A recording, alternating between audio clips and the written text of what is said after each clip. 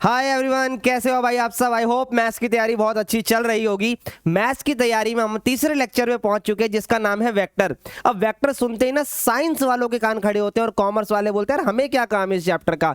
भाई अगर twelfth class के अंदर आ गए हो और ट्वेल्थ का पेपर देने वाले हो और आपने सिलेबस देख रखा है तो आपको पता है वेक्टर पढ़ना हमारी मजबूरी है एज अ कॉमर्स स्टूडेंट। तो हम उतना ही पढ़ेंगे जितना हमारे एग्जाम के लिए जरूरी है। इधर उधर की बातें नहीं, फिजिक्स में नहीं घुसना, 3D के अंदर बिल्कुल ही डेप्थ में नहीं जाना, सिर्फ पॉइंट टू पॉइंट बात करेंगे और एग्जाम ओरिएंटेड क्वेश्चंस करेंगे जिससे कि हमारे मार्क्स भी बने, टॉपिक भी क्लियर हो और जो हमारा टारगेट है कि भाई full out of full marks लाना वो पूरा करने की कोशिश करेंगे। तो भाई सीधा बिना किसी देरी के मैं आपको बताना चाहूंगा कि हम वेक्टर में क्या क्या पढ़ने वाले हैं। सबसे पहले वेक्टर क्या होता है, उसके टाइप, सॉल्यूशन, यूनिट वेक्टर, इधर उधर जितने भी तरीके के वेक्टर सब की बात करवाऊंगा। साथ ही फिर डॉट प्रोडक्ट आता है, क्रॉस प्रोडक्ट आता है, फिर साथ ही मैं आपको most important NCERT cover up करवाऊंगा इसी के अंदर। साथ ही पीवाईक्यूज क्वेश्चंस और एमसीक्यू क्वेश्चंस और एक केस स्टडी पिछले साल पूछी गई थी किसी एक सेट के अंदर, उसकी भी हम बात करने वाले हैं। ठीक है भाई, आ जाओ बिना किसी देरी के शुरू करते हैं। देखो वेक्टर होता क्या है। वेक्टर की डेफिनेशन सबने सुनी है, a quantity that has a magnitude as well as a direction. पर इसका मीनिंग क्या होता है देखो भाई, बिना किसी देरी के बातों को करते हैं शुरू। देखो ये एक लाइन है ना, अगर इस लाइन को हम इनफाइनाइट बढ़ा दें तब हम इसे वेक्टर नहीं बोल सकते। हमने इसमें से एक लाइन सेगमेंट बना लिया which is called A B. समझना पूरी बात समझना बच्चों। जैसे मान लो एक लाइन है ए और ये है बी, सुनते जाना, ए और बी। जब ये ए और बी है ना और इसको मैं वेक्टर बोल रहा हूं तो इस तरीके से एरो बना हुआ होगा कि ए टू बी। इसको लिखते कैसे हैं, इसको हम कुछ इस तरीके से लिखते हैं, ए बी वेक्टर। तो यहां पर एक बात पता लगी कि भाई एक वेक्टर क्या होता है। वेक्टर एक क्वांटिटी है, ठीक है भाई। किस प्रकार की क्वांटिटी है, जिसके अंदर मैग्नीट्यूड आता है। क्या आता है, मैग्नीट्यूड आता है। मैग्नीट्यूड क्या होता है सर, मैग्नीट्यूड सिंपल सी एक चीज होती है कि एक तरीके से समझो आप ए से बी का डिस्टेंस भी हो सकता है, कुछ लोग इसे लेंथ भी बोलते हैं। ये सब चीजें मैग्नीट्यूड के अंदर कवर होती हैं। और याद रहे मैग्नीट्यूड हमेशा पॉजिटिव होगा, क्योंकि कभी आप ऐसे थोड़ी ना बोलते हो मैं -5 सेंटीमीटर दौड़ा, है ना, ऐसे तो नहीं बोलते हो, पॉजिटिव में होती है सब चीजें। उसके बाद उसके पास डायरेक्शन भी होनी चाहिए। क्या होनी चाहिए, डायरेक्शन। ठीक है भाई, समझना इस चीज को कि क्या है इस बात का मतलब। आओ समझाते हैं।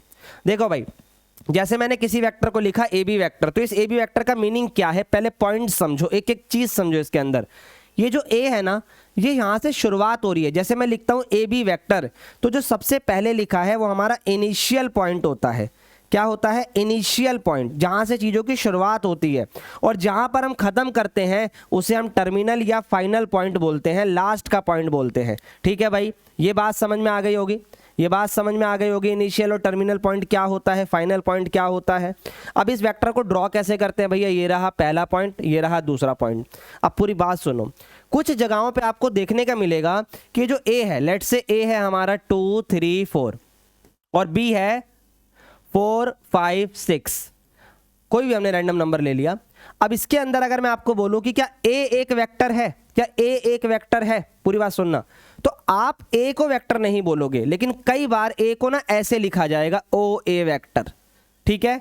बी को लिखा जाएगा ओ बी वेक्टर, तो इसको बोला जाता है पोजीशन वेक्टर। क्या बोला जाता है, पोजीशन वेक्टर। अब पोजीशन वेक्टर का क्या मतलब होता है, पोजीशन वेक्टर का मतलब होता है जो वेक्टर की पोजीशन बताता है कि वो कहां से शुरू हो रहा है और कहां पर खत्म हो रहा है। सिंपल सी बात, ठीक है। अब आप लोगों को पता है भाई वेक्टर जो है 3D से रिलेटेड है, तो यहां पर 3 प्रकार के एक्सिस की बात होती है, X axis, Y axis, Z axis, ठीक है। तो अगर मेरे पास कोई पॉइंट है, जैसे कि ए वाला पॉइंट है 2 3 4, इस ए वाले पॉइंट को 2 3 4 को मैं ऐसे लिख सकता हूं, ओ ए वेक्टर बराबर, सुनते जाना, 2 3 4, इस पे लगा लो आई कैप, इस पे जे कैप और इस पे के कैप। क्या मतलब है इस बात का, आई कैप एसोसिएटेड होता है एक्स एक्सिस के साथ, जे कैप का मतलब है यहां पर आपका वाई एक्सिस के साथ, और के कैप का मतलब है आपका जेड एक्सिस के साथ। ये एक तरीके से नोटेशन है, दिखाने का तरीका है, ठीक है भाई। इसी में अगर मैं आपसे बोलूं कि जब ये आई लग गया, जे लग गया और के लग गया, ठीक है, आई जे के लग गया, तो इसको आप वेक्टर के कंपोनेंट बोल सकते हो, वेक्टर के कंपोनेंट बोल सकते हो जब आई जे के का इस्तेमाल होता है। अभी आगे आएगा, ध्यान से सुनते चलो। और अगर मैं बात करूं फिर स्केलर कंपोनेंट क्या होता है, पूरी बात सुनना भाई। स्केलर कंपोनेंट नंबर होता है। सर कैसे? आओ देखो ध्यान से सुनना। जब हमने आई जे के लगाया, क्या लगाया?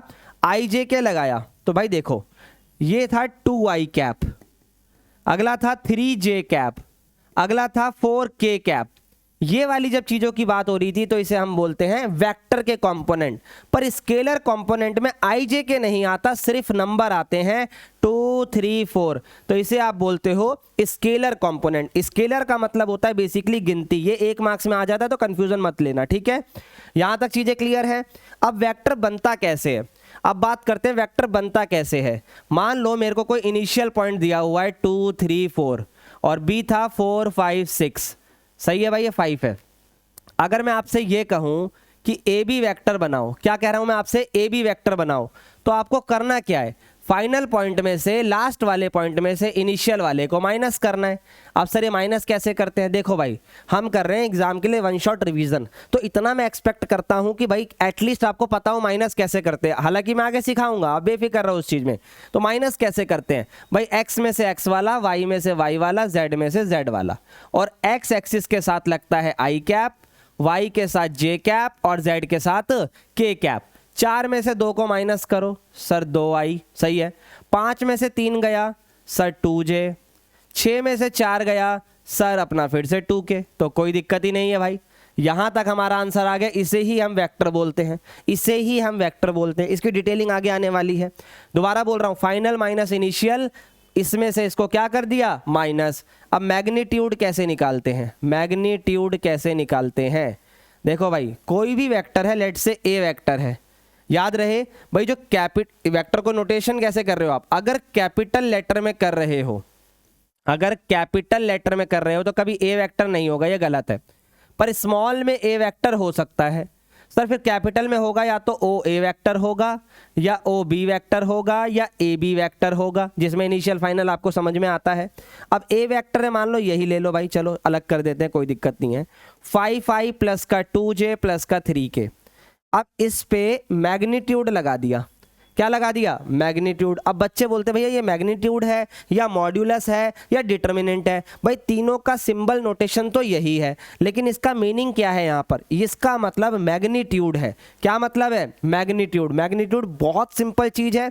आई जे के साथ के जो स्केलर कंपोनेंट होते हैं उसके स्क्वायर की जमा करके लिख दो। जैसे 5 2 3, 5 का स्क्वायर, 2 का स्क्वायर और 3 का स्क्वायर, सिंपल। 5 का स्क्वायर, 2 का स्क्वायर, 3 का स्क्वायर, तो 5 का स्क्वायर 25, 2 का 4 और 3 का 9। सिंपली इसका आंसर ऐड कर दोगे, यहां पर आ जाएगा। मेरे हिसाब से ये चीज समझ में आ रही होगी मैग्नीट्यूड क्या होता है। इस तरीके से हम मैग्नीट्यूड फाइंड करते हैं। अच्छा आगे बढ़ते हैं। देखो भाई मैग्नीट्यूड हमें समझ में आ गया, लेकिन उसी के साथ साथ हमें 2 बातें पता होनी चाहिए। क्या 2 बातें? कि भाई स्केलर क्वांटिटी या स्केलर्स क्या होते हैं और वेक्टर क्वांटिटी या वेक्टर्स क्या होते हैं। पेपर हमारा कॉम्पिटेंसी बेस बन रहा है, और कॉम्पिटेंसी बेस बनने की वजह से ना एमसीक्यू में ऐसे क्वेश्चंस आ सकते हैं। तो कुछ नंबर्स हैं, याद रखना। मैं थ्योरी पे नहीं जाऊंगा, वो मैं आपको बता चुका हूं, ठीक है भाई। स्केलर्स के अंदर मैग्नीट्यूड तो होता है लेकिन डायरेक्शन नहीं होती है, हमें पता है। लेकिन आगे चलते हैं, स्केलर्स क्या क्या हो सकते हैं, ध्यान से सुनना। क्वांटिटीज कौन कौन सी स्केलर हो सकती हैं? Length, mass, time, distance, speed, area, volume, temperature, work, density, voltage, resistance. ये सब मैं इसलिए बता रहा हूं क्योंकि साइंस वालों को पता होता है पर कॉमर्स वालों को कंफ्यूजन होती है, तो इससे ज्यादा आपके पेपर में नहीं पूछेंगे। तो इन वर्ड्स को एक बार पढ़ लेना, क्योंकि ये सब सिर्फ और सिर्फ कुछ मैग्नीट्यूड को रिप्रेजेंट कर सकते हैं पर डायरेक्शन को नहीं कर सकते। लेकिन अगर वो डायरेक्शन भी रिप्रेजेंट कर दे तो वेक्टर बन जाएगा। कैसे बनेगा आओ बताता हूं। देखो यहां पर अगर आप देखोगे तो कुछ एग्जांपल यहां पे लिखे हुए हैं। He apply quantity called force which involve muscular strength, magnitude and the direction. इतना डेफिनेशन में क्या ही घुसना, सीधा आ जाओ। Some vector are force, force एक प्रकार का वेक्टर है, डायरेक्शन एक डायरेक्शन में ही फोर्स लगता है। डिस्प्लेसमेंट अभी इसके बारे में आगे आने वाला है। वेलोसिटी, एक्सीलरेशन और इसके अलावा वेट और मोमेंटम, इलेक्ट्रिक फील्ड, अच्छा इसमें बड़ी कंफ्यूजन होती है, इलेक्ट्रिक फील्ड में नहीं, ये जो वेट होता है और अपना मास होता है, तो मास जो होता है वो स्केलर में आता है और जो वेट वर्ड होता है वो हमारा वेक्टर में आता है। ये याद रखना, ये कंफ्यूजिंग होता है, ये आता भी है एग्जाम में। आई होप ये चीज़ क्लियर हो गई होगी। वेक्टर क्या होता है, किस तरीके से काम करता है, कितने उसके टाइप होते हैं, उसके बारे में हम पढ़ने वाले हैं। ठीक है भाई, चलो आओ बैक टू द टॉपिक। भाई वेक्टर के टाइप कितने होते हैं, आ जाओ भाई वेक्टर के टाइप समझते हैं। सबसे पहला जो टाइप होता है वेक्टर का, कई तरीके के वेक्टर हैं मैंने आपको बताया। अब वन बाय वन सारे टाइप सीखते हैं। सबसे पहले आएगा जीरो वेक्टर। सर ये जीरो वेक्टर क्या होता है, नाम से ही पता लग रहा है जीरो, जिसका कोई वैल्यू ही ना बन रही हो, ओरिजिन पे बैठा हुआ हो, मतलब जीरो आई जीरो के, है ना, जीरो जे, सारी वैल्यू जीरो जीरो होनी चाहिए। ये बनता कैसे है, लेट से ए पॉइंट से आपने शुरू करा और ए पॉइंट पे ही खत्म कर दिया। जब मैं ए से शुरू कर कर ए पे ही खत्म कर रहा हूं तो उसको क्या बोलूंगा, जीरो वेक्टर, क्योंकि स्टार्ट भी वहीं कर रहा हूं खत्म भी वहीं कर रहा हूं, तो एटलीस्ट हूं तो मैं वहीं पर ना, path travel from A to A. ठीक है, बी बी वेक्टर, है ना, और इसको कुछ इस तरीके से हम लिख सकते हैं, जीरो आई जीरो जे और जीरो के, इस तरीके से जीरो वेक्टर होता है। सेकंड वेक्टर आता है अपना सबसे इंपॉर्टेंट वेक्टर, इसके ऊपर सबसे ज्यादा क्वेश्चंस करेंगे क्योंकि 2 मार्क्स का क्वेश्चन इस पे बनता है। यूनिट वेक्टर क्या होता है, तो देखो भाई यूनिट वेक्टर एक इस प्रकार का वेक्टर होता है जिसका मैग्नीट्यूड 1 आता है, जिसका मैग्नीट्यूड 1 आता है। सर कैसे, देखो भाई कोई भी वेक्टर है ए वेक्टर, सही है, उसको अगर मैं उसी के मैग्नीट्यूड से डिवाइड कर दूं तो यूनिट वेक्टर ही तो बनेगा ना, यूनिट वेक्टर ही बनेगा। ये रिप्रेजेंटेशन होती है यूनिट वेक्टर की। इसके ऊपर बहुत तरीके से क्वेश्चन समझाऊंगा, ध्यान से सुनते चलना, बिल्कुल ध्यान से सुनते चलना, एक एक पॉइंट समझ में आ जाएगा। ठीक है, तीसरे नंबर पे आपका आता है को इनिशियल वेक्टर। सर ये को इनिशियल वेक्टर क्या होता है, क्या होता है को इनिशियल वेक्टर, ध्यान से सुनिएगा भाई, नाम से पता लग रहा है को इनिशियल, जब एक ही पॉइंट से वेक्टर की शुरुआत होती है तो उसे को इनिशियल बोलते हैं। लेट्स से ये है ए बी और इसी पॉइंट से बन गया ए सी, तो ए बी और ए सी ये दो के दोनों आपके शुरुआत कहाँ से हो रहे हैं, ए से शुरुआत हो रहे हैं, तो इसे हम बोलते हैं को इनिशियल। इसके बाद ये बड़ा कंफ्यूजिंग वेक्टर है कोलिनियर वेक्टर। जनरली हम लोगों ने 2D के अंदर कोलिनियर को क्या पढ़ा हुआ है, हमने पढ़ा हुआ है कोलिनियर को ऐसे, है ना, चिपके हुए पे इस तरीके से। लेकिन अब कोलिनियर क्या होगा, हम 2 या 2 से ज्यादा वेक्टर को, 2 या 2 से ज्यादा वेक्टर को कोलिनियर कब बोलेंगे, when they are parallel to the same vector. समझो, अगर मान लो ये एक लाइन है, ठीक है, ये एक लाइन है, ठीक है, इसके पैरेलल ये वेक्टर आ गया और इसके पैरेलल एक और वेक्टर आ गया नीचे, तो इस तरीके से जब ये 3 लाइन में आ गए तो ये अगले 2 वेक्टर बाकी पहले वाले के पैरेलल थे, तो वो दोनों आपस में कोलिनियर है। तो पैरेलल और कोलिनियर लगभग एक ही तरीके से काम करेंगे। सर कैसे काम करेंगे, जैसे समझो एक वेक्टर है A vector, x1 I cap, y1 J cap, z1 के कैप, वहीं आगे एक बी वेक्टर x2 आई कैप, y2 जे कैप, z2 के कैप। तो इसे मैं कोलिनियर पता है कब कह सकता हूं या पैरेलल कब कह सकता हूं, जब x1 के अपॉन में x2 लिखा हो, y1 के अपॉन में y2 लिखा हो और z1 के अपॉन में z2 लिखा हो और ये तीनों आपस में बराबर हो। याद रखना इस बात को, 10th क्लास से बाहर आ जाओ, 12th में आ जाओ। कोलिनियर वेक्टर कौन से होते हैं, 2 और more vector are said to be collinear if they are parallel to the same line, if they are parallel to the same line. इस तरीके से हम काम करने वाले हैं, इसकी अभी बात करेंगे कोलिनियर के बारे में।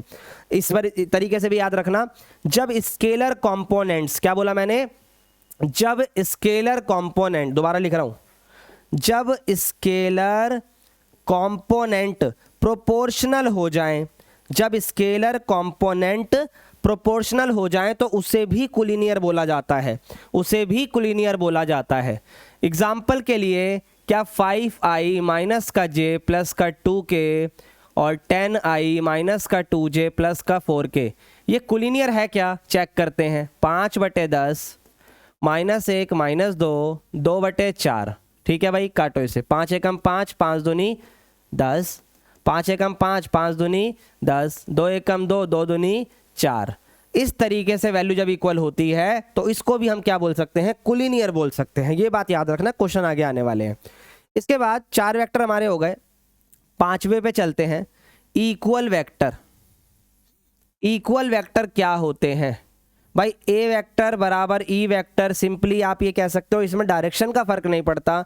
2 vector are having same magnitude, है ना, उसको हम इक्वल वेक्टर बोल सकते हैं। और कंपोनेंट का भी सेम होना बहुत ज़रूरी होता है। कैसे कंपोनेंट सेम हो गए आगे क्वेश्चंस के अंदर आने वाले हैं, ठीक है भाई, बेफिक्र रहना। ए वेक्टर और बी वेक्टर इक्वल होते हैं यहाँ पे। 6th वाले पॉइंट पे चलते हैं, इस पे कंफ्यूज मत होना, इतना सिंपल है, अभी क्वेश्चन आएगा भाई। सिंपली 2i प्लस का 3j।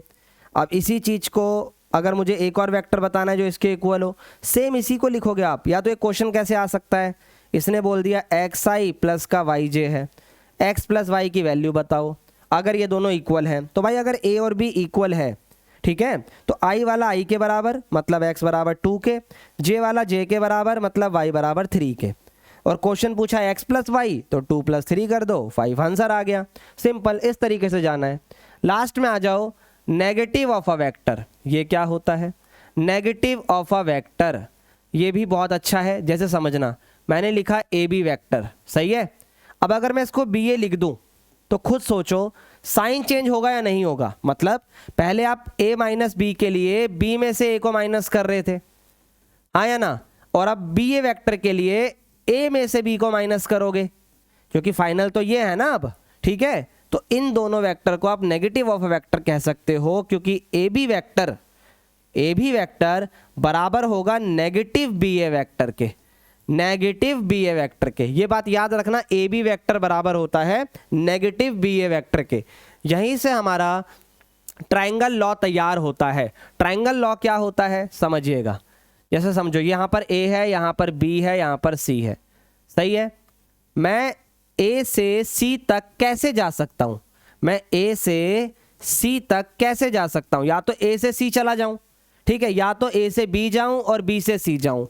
तो इसी को हम ट्रायंगल लॉ बोलते हैं। ध्यान से देख लो इधर, ठीक है भाई। अब इसी को कई तरीके से रिप्रेजेंट करा जाता है, जैसे कि A B vector plus B C vector बराबर होता है ए सी वेक्टर के। पता चल गई ये बात क्यों? पहले ए से बी पर गए, फिर बी से सी पर गए, दिख रहा होगा आपको, तो ए सी पहुंच गए हम।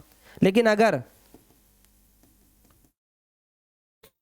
प्लस का ए सी इधर आ जाए तो सर माइनस का, बोलो बात समझ में आ रही है।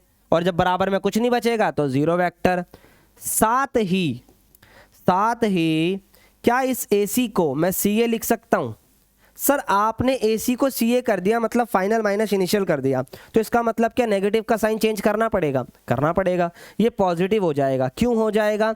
अभी मैंने आपको नेगेटिव ऑफ वेक्टर सिखाया था। जब फाइनल और टर्मिनल पॉइंट अपनी जगह, सॉरी, इनिशियल और फाइनल पॉइंट अपनी जगह बदलते हैं तो आपको साइन चेंज करना पड़ता है, नेगेटिव लाना पड़ता है। अब ये पहले से नेगेटिव था तो नेगेटिव नेगेटिव पॉजिटिव हो गया। अब इसके ऊपर कई बार क्वेश्चन आता है, याद रखना। अब ये जीरो क्यों हो आपको दिखेगा। ए से बी पर गए, सही है, फिर बी से सी पर गए, फिर सी से वापस ए पर आ गए, तो अल्टीमेटली आपने शुरू भी ए से करा और खत्म भी ए पर करा, है ना। तो जब आप ए से ए पर ही हो तो इसीलिए उसे हम क्या बोलते हैं? Zero vector. क्या बोलते हैं? Zero vector. चलिए भाई, बहुत बढ़िया।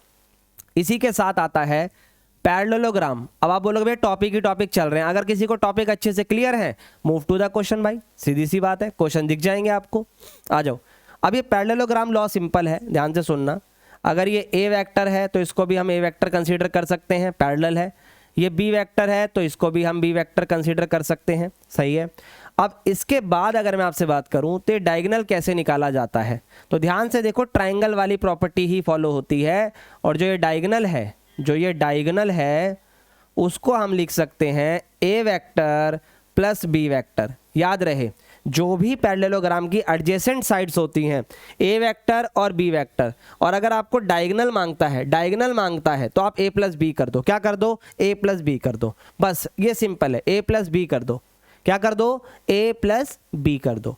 अब चलते हैं एडिशन, सब्ट्रैक्शन, मल्टीप्लीकेशंस की तरफ।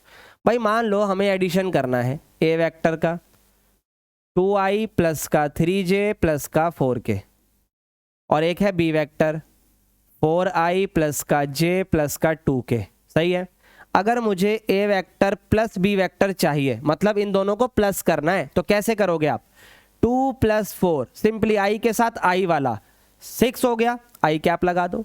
3 के साथ j वाला 4j हो गया, और 4 के साथ 2 वाला 6k कैप हो गया। सही है। a vector minus b vector करो, अब a माइनस b करो। अब a माइनस b कैसे होगा, जैसे आपने प्लस करा वैसे ही माइनस होगा। 2 में से 4 गया माइनस का 2, 3 में से 1 गया प्लस का 2, 4 में से 2 गया प्लस का 2। सिंपल है भाई। अच्छा सर मल्टीप्लाई भी ऐसी होगा क्या? नहीं, मल्टीप्लाई के सिनेरियो बहुत ज़्यादा अलग है, तो ध्यान से सुनना। पहले यहाँ तक बात समझ में आ गई है तो ओके बोल दो। अब इसी के साथ कुछ प्रॉपर्टीज़ हैं। अच्छा, कभी पहले हम इतना थ्योरी पे ध्यान नहीं देते थे बच्चे, लेकिन अब कॉम्पिटेंसी की वजह से आपको छोटी छोटी बातें पता होनी चाहिए।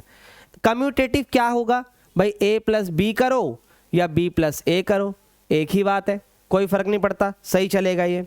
वहीं हम एसोसिएटिव की बात करें तो क्या ये एसोसिएटिव भी होगा? यस। आप a वेक्टर + b वेक्टर कर c में जमा करो या a वेक्टर को b + c में जमा करो, एक ही बात है।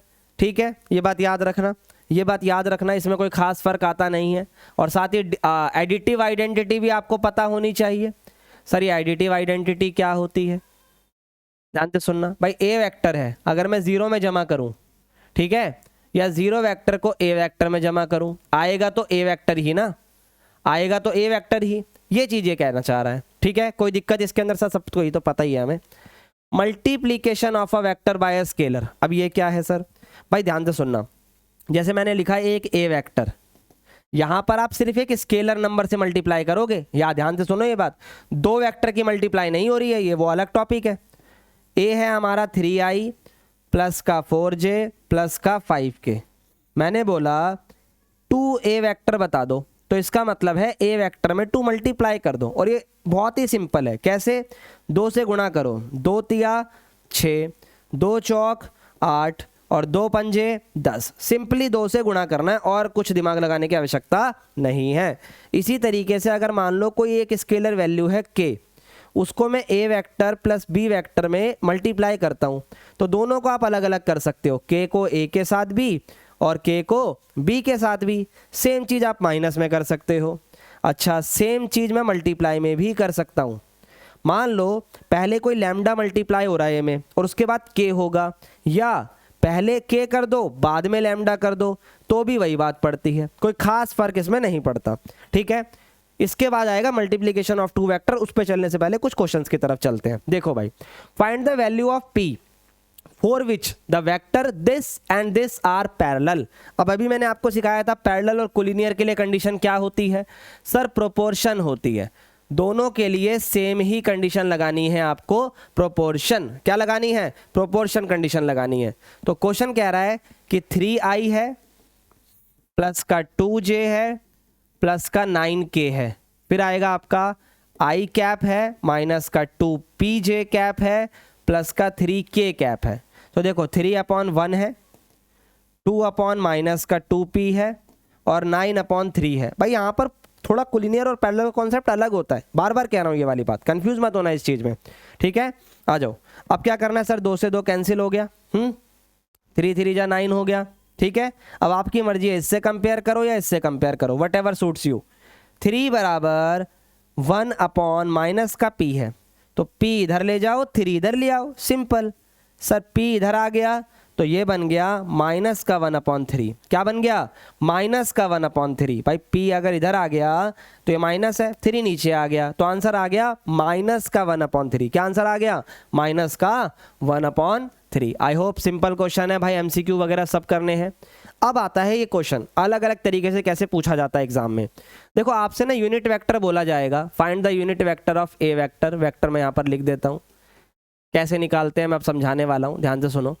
देखो भाई किस तरीके से पूछा जाता है। अगर कोई बोल रहा है find a unit vector of this, तो सिंपली यूनिट वेक्टर निकाल दो, ठीक है। अगर आपसे बोल रहा है find a unit vector in the direction of this A vector, A vector इसी को फॉलो करना। अब अगर मैं आपसे बोल रहा हूं ना, ध्यान से सुनना मेरी बात, find a unit vector in the direction of A vector, तो आपको उसी का यूनिट वेक्टर निकालना है जो उसकी डायरेक्शन में है। कंफ्यूज मत होना इसमें, इस डायरेक्शन वाली लाइन को इग्नोर कर दो, आप सीधा बोलो इसी का यूनिट वेक्टर निकालना है। हालांकि इसके पीछे साइंस है कि भाई उसकी डायरेक्शन में जा रहा है, उसके कोलिनियर है, उसके पैरेलल है, प्रोपोर्शनल हो गया तो सेम यूनिट वेक्टर आएगा। मत जाओ इतनी डेप्थ में भाई, मत जाओ, साइंस के स्टूडेंट नहीं हो तो, कॉमर्स के हो, इस साल पढ़ना है, इसके बाद आना नहीं है चैप्टर आपके साथ, ट्रिगो भी नहीं आएगी तुम्हारे साथ। तो भाई यूनिट वेक्टर बताओ in the direction of A vector, तो बेसिकली आपको ए वेक्टर का यूनिट वेक्टर निकालना है।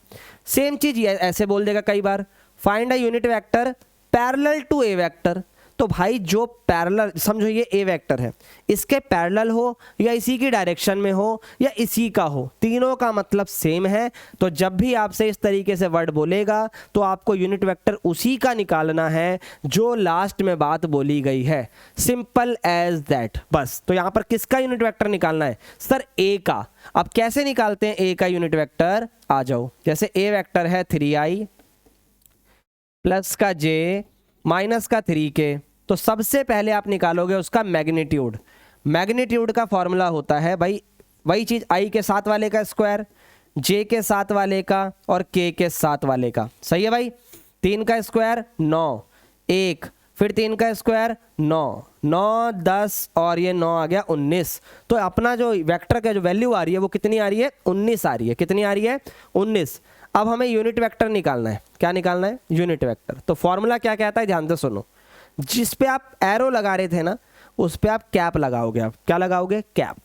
कैप लगाने के बाद यहां पर आएगा ए वेक्टर, डिवाइड में आएगा उसका मैग्नीट्यूड, डिवाइड में आएगा उसका मैग्नीट्यूड। अब ए वेक्टर क्या था सर? 3i प्लस का j माइनस का 3k डिवाइडेड बाय मैग्नीट्यूड। अब अंडर रूट 19 आया है तो उसको वही लिखो। अब सिंपली आप इसे लिख सकते हो 3/√19, 1/√19 और माइनस का 3/√19। और अब एक बात मेरी ध्यान से सुन लो भाई, यूनिट वेक्टर इतना ज़्यादा ज़रूरी है कि अलग अलग तरीके से पूछा जाएगा। अभी आगे आने वाला है, आई होप ये क्लियर हो गया होगा।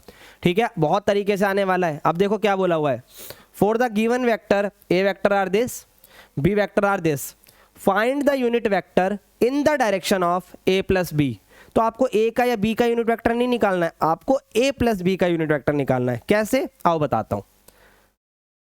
ए वेक्टर बराबर 2i माइनस का j प्लस का 2k, सही है। फिर बी वेक्टर बराबर माइनस का i प्लस का j माइनस का k। क्लियर है? अब सुनते जाना।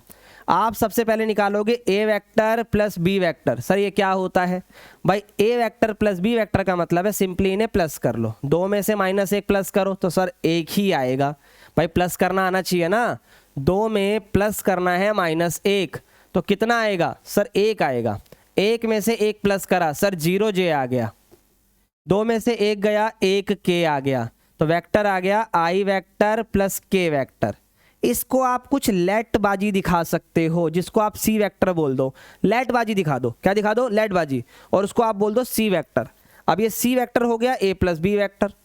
अब सिंपली क्या करना यूनिट वेक्टर के लिए? सर इसका मैग्नीट्यूड निकालूंगा। आ जाओ जी मैग्नीट्यूड में, 1 का स्क्वायर 1 का स्क्वायर 1, 1 का स्क्वायर 1, कितना हो गया? 2। तो क्या यूनिट वेक्टर आ रहा है?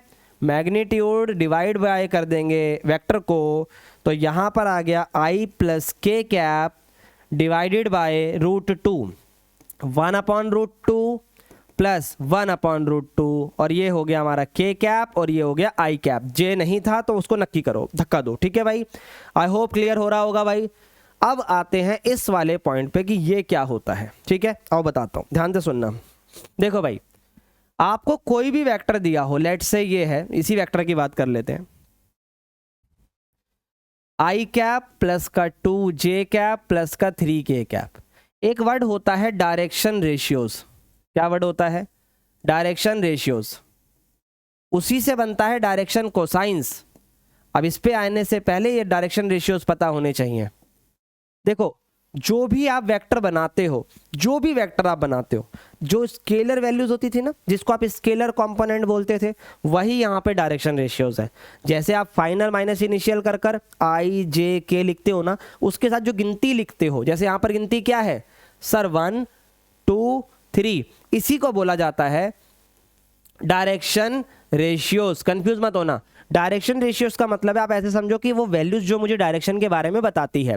अब 1 2 3 मुझे क्या बताता है? 1 2 3 मुझे ये बताता है कि भाई 1 एक्स एक्सिस के लिए है, 2 वाई एक्सिस के लिए है और 3 जेड एक्सिस के लिए है। सर अगर मान लो आई प्लस के होता तो भाई फिर 1 0 1 होता। ये नहीं कि आप उसको नेगलेक्ट करोगे, अब यहाँ पे 0 लिखोगे क्योंकि जो चीज़ नहीं है वो 0 होगी। ठीक है, चलो अब आगे बढ़ते हैं। डायरेक्शन कोसाइंस क्या होते हैं, इसकी बहुत ज़्यादा डिटेल चाहिए तो इसके लिए मैं आपसे बात करने वाला हूँ chapter number 11 means vector and 3D का सेकंड वाले पार्ट में, 3D वाले पार्ट में। अभी ज़्यादा डिटेल में जाएंगे तो वेक्टर डिस्टर्ब होगा। अभी सिंपली आप समझो डायरेक्शन कोसाइंस क्या होता है। डायरेक्शन कोसाइंस क्या होता है भाई, मान लो यहां पर वर्ड लिखा हुआ है कोसाइंस, ठीक है, तो कोसाइंस का मतलब हो गया कॉस थीटा। पहली चीज सही है, आपको ये कॉस थीटा मेजर करना होता है। जैसे कि समझो ये 1 जो है वो एक्स एक्सिस के साथ अलोंग होगा, उस पे क्या कॉस थीटा बन रहा है वो आपसे पूछ रहा है। ऐसी वाई एक्सिस पे क्या कॉस थीटा बन रहा है और जेड एक्सिस पे क्या कॉस थीटा बन रहा है, इसकी बात हम डायरेक्शन कोसाइंस में करते हैं। अब इसे फाइंड कैसे करते हैं, बहुत सिंपल है इसे फाइंड करना, ध्यान से सुनना। आप जो यूनिट वेक्टर निकालते हो, जैसे यहां पर मैं से बोला यूनिट वेक्टर, पूछा नहीं है ना मेरे से यूनिट वेक्टर, तो यूनिट वेक्टर निकाल रहा हूं मैं। ए वेक्टर है i प्लस 2j प्लस का 3k, पूरी बात सुन लेना उसके बाद आगे बढ़ना। मैग्नीट्यूड निकाला 1 का स्क्वायर, 2 का स्क्वायर, 3 का स्क्वायर, सही है। 1 का 1, 2 का 4, 3 का 9, 14 आ गया भाई, सही है। तो यूनिट वेक्टर क्या आया सर, 1/14 रूट में और 2/√14 और 3/√14। दिख रहा है भाई सबको, 1/√14, 2/√14 और 3/√14 सिंपली। अब करना क्या है इसके बाद, अब करना क्या है भाई, direction cosines is nothing but the ratios of unit vector, but the ratios of unit vector. तो इस क्वेश्चन में डायरेक्शन कोसाइन सिंपली क्या हो गए देखना, 1/√14, 2/√14, 3/√14। तो अगर आप भूल भी गए थे तो आपको याद आ गया होगा, यूनिट वेक्टर जब आप निकालते हो तो इन्हीं वैल्यू को डायरेक्शंस कोसाइंस बोला जाता है। इसमें कुछ डिटेलिंग समझो। अब अगर मान लो ये एक्स एक्सिस का है, ये वाई एक्सिस का और ये जेड एक्सिस का, तो इस पे ना एंगल बनाते हैं। मान लो जो हमारा 3D का ग्राफ है वो कॉस थीटा एक्स एक्सिस के साथ अल्फा बनाता है, वाई एक्सिस के साथ बीटा बनाता है, जेड एक्सिस के साथ गामा बनाता है। तो यहाँ पर अगर ये अल्फा बीटा गामा बनाता है तो एक चीज़ मेरी सुनो, ठीक है, क्या मैं इसे कॉस अल्फा बोल सकता हूँ? Yes sir. इसको क्या मैं कॉस बीटा बोल सकता हूँ? Yes sir. क्या मैं कॉस गामा बोल सकता हूँ? Yes sir. अब ज़रा समझो लास्ट चीज़ और ये इंपॉर्टेंट भी है काफ़ी ज़्यादा, ये बहुत ज़्यादा इंपॉर्टेंट है। देखो भाई, सबसे पहली बात कि अगर ये यूनिट वेक्टर है, तो क्या मैं इसे L बोल दूं? नोटेशन है LMN, ठीक है भाई। L मतलब यहां पर क्या है सर, कॉस अल्फा, और कॉस अल्फा की वैल्यू आई है 1/√14। फिर है कॉस बीटा, इसकी वैल्यू आई है 2/√14। फिर है कॉस गामा, इसकी वैल्यू आई है 3/√14। अब यहाँ पर इंटरेस्टिंग फैक्ट ये है कि इन तीनों के स्क्वायर की जमा 1 के बराबर होती है। तीनों के स्क्वायर की जमा 1 के बराबर होती है। क्यों होती है 1 के बराबर? ये था यूनिट वेक्टर। तो इसके मैग्नीट्यूड भी क्या होगा सर, 1 होगा। तो ये मैग्नीट्यूड की तरह ही तो काम कर रहा है। अब आप बोलोगे रूट नहीं लगाया, तो भाई रूट हटा दो या लगा दो, 1 तो 1 ही रहेगा ना, सिंपल। यहीं से एक इक्वेशन डेराइव होती है, क्या कि cos square alpha plus cos square beta plus cos square gamma, क्या हो गया भाई, हाँ ठीक है, कॉस स्क्वायर गामा 1 के बराबर होता है। सही है, हेलो चल रही है भाई। Cos square alpha plus cos square beta plus cos square gamma किसके बराबर होता है, 1 के। तो आप मुझे कमेंट में बताओ sine square alpha plus sine square beta plus sine square gamma क्या होगा। और इसके लिए मैं 3D में इसको कवर कर दूंगा, आप टेंशन मत लेना, बस अभी अगर आपको आता है तो बताओ। तो फिर से बोल रहा हूं, डायरेक्शन कोसाइन सिंपली क्या होते हैं, यूनिट वेक्टर निकालो और उसके रेशियोज कंपोनेंट, स्केलर वाले कंपोनेंट किसके, डायरेक्शन कोसाइंस के लिए किसके देखने पड़ेंगे, यूनिट वेक्टर के।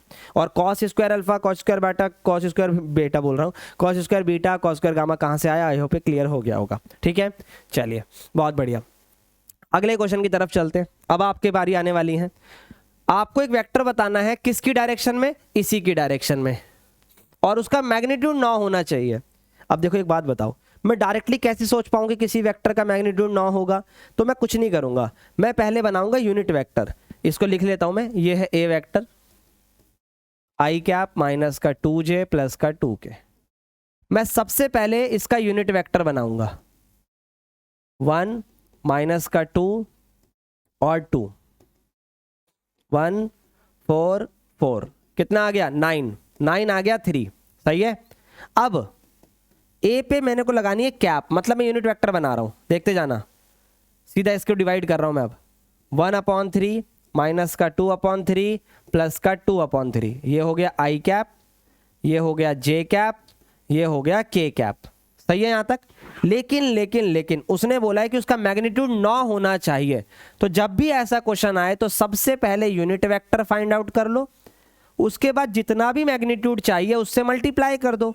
सर मल्टीप्लाई क्यों करना है, क्या फायदा होगा, भाई एक बात बताओ, यूनिट वेक्टर का मैग्नीट्यूड कितना होता है 1, और जब वो 1 होता है तो 9 से गुणा कर रहे हैं, पर नया मैग्नीट्यूड कितना आएगा, सर वो भी 1 आएगा, बस आ जाओ भाई 9 से कर दो इसको सॉल्व।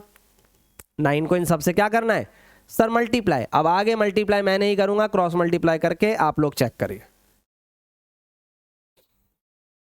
इनको अंदर मल्टीप्लाई आप इजीली कर सकते हो, वो आपका आंसर हो जाएगा। चलिए बहुत बढ़िया, सेम विद दिस क्वेश्चन, पर अब थोड़ा सा डिफरेंट है ये, और पेपर में आया हुआ क्वेश्चन है, 2014 में आया था, बहुत पुराना, पर ऐसा नहीं कि अब नहीं आ सकता, आ सकता है। देखो क्या बोला है, एक वेक्टर बताओ जिसका मैग्नीट्यूड 5√2 हो, तो पहले तो यूनिट वेक्टर बनाना पड़ेगा ना, क्योंकि 5√2 से पहले तो यूनिट वेक्टर बनाओ। लेकिन क्वेश्चन ने आपको एंगल दे दिए भाई, तो अब एंगल दिए हैं तो इसका पहले आप ध्यान रखेंगे, क्या ध्यान रखेंगे, एक्स एक्सिस के साथ जो एंगल है उसे मैंने अल्फा मान लिया, वाई एक्सिस के साथ है जो उसे मैंने बीटा मान लिया, और जेड एक्सिस के साथ थीटा दिया है, क्या दिया है, थीटा, सही है। तो आपको पहले यूनिट वेक्टर बनाना पड़ेगा। अब आपको याद आ रहा होगा कि यूनिट वेक्टर जो होता है वो डायरेक्शन कोसाइंस से एसोसिएटेड होता है, तो कॉस स्क्वायर अल्फा, क्या बोला मैंने आपसे, cos square alpha plus cos square beta plus cos square gamma 1 के बराबर होता है बच्चे। कॉस स्क्वायर अल्फा की जगह आ गया π/4, क्या आ गया π/4। अब कॉस स्क्वायर बीटा की जगह आ गया π/2, कॉस स्क्वायर गामा की जगह आ गया थीटा। बोलो सही है, यस सर क्लियर है। कॉस π/4 की वैल्यू कितनी होती है सर, 1/√2 होती है, मेरे हिसाब से क्लियर है। कॉस π/2 की वैल्यू कितनी होती है सर, बिल्कुल यहाँ पर दिख रहा है साफ साफ कि कितनी होनी चाहिए, जल्दी से बता दो भाई, 0 होनी चाहिए, ठीक है, क्योंकि कितना होता है cos π/2 90, और cos 90 0 से शुरू होता है, cos 0 1 होता है, कंफ्यूज मत होना। अब ये वाली वैल्यू उधर जाके क्या करनी है सर, माइनस करनी है। आ जाओ जी, 1/√2 का स्क्वायर क्या होता है सर, 2 होता है, तो ये 2 हो गया भाई 1/, माइनस करो इसे, माइनस करो इसको, cos थीटा स्क्वायर में, और ये आ गया 1/2, भाई 1 में से 1/2 गया, 1/2 आ गया, स्क्वायर हटाओ, रूट लगाओ, ये बाहर आ गया 1/√2। पूरी बात सुनते जाना, अब ये 1/√2 आया है तो इसका मतलब जो थीटा की वैल्यू है वो भी π/4 ही आएगी, सही है। अब सुनते जाना, करना क्या है, अब करना क्या है, अब पहले बनाएंगे हम unit vector. Sir unit vector कैसे बन जाएगा भाई, एंगल से भी बनता है ना, अभी समझाया था, अभी बताया था आपको, जो आई कैप होता है उसके साथ डायरेक्शन कोसाइंस होते हैं, फिर जे कैप के साथ भी वही होता है, और के कैप के साथ भी वही होता है, ठीक है भाई। आ जाओ, अब अल्फा कितना है सर, π/4, और कॉस π/4 की वैल्यू 1/√2। सर उसके बाद है कॉस π/2, उसकी वैल्यू, एक सेकंड मैंने 0 कर दिया,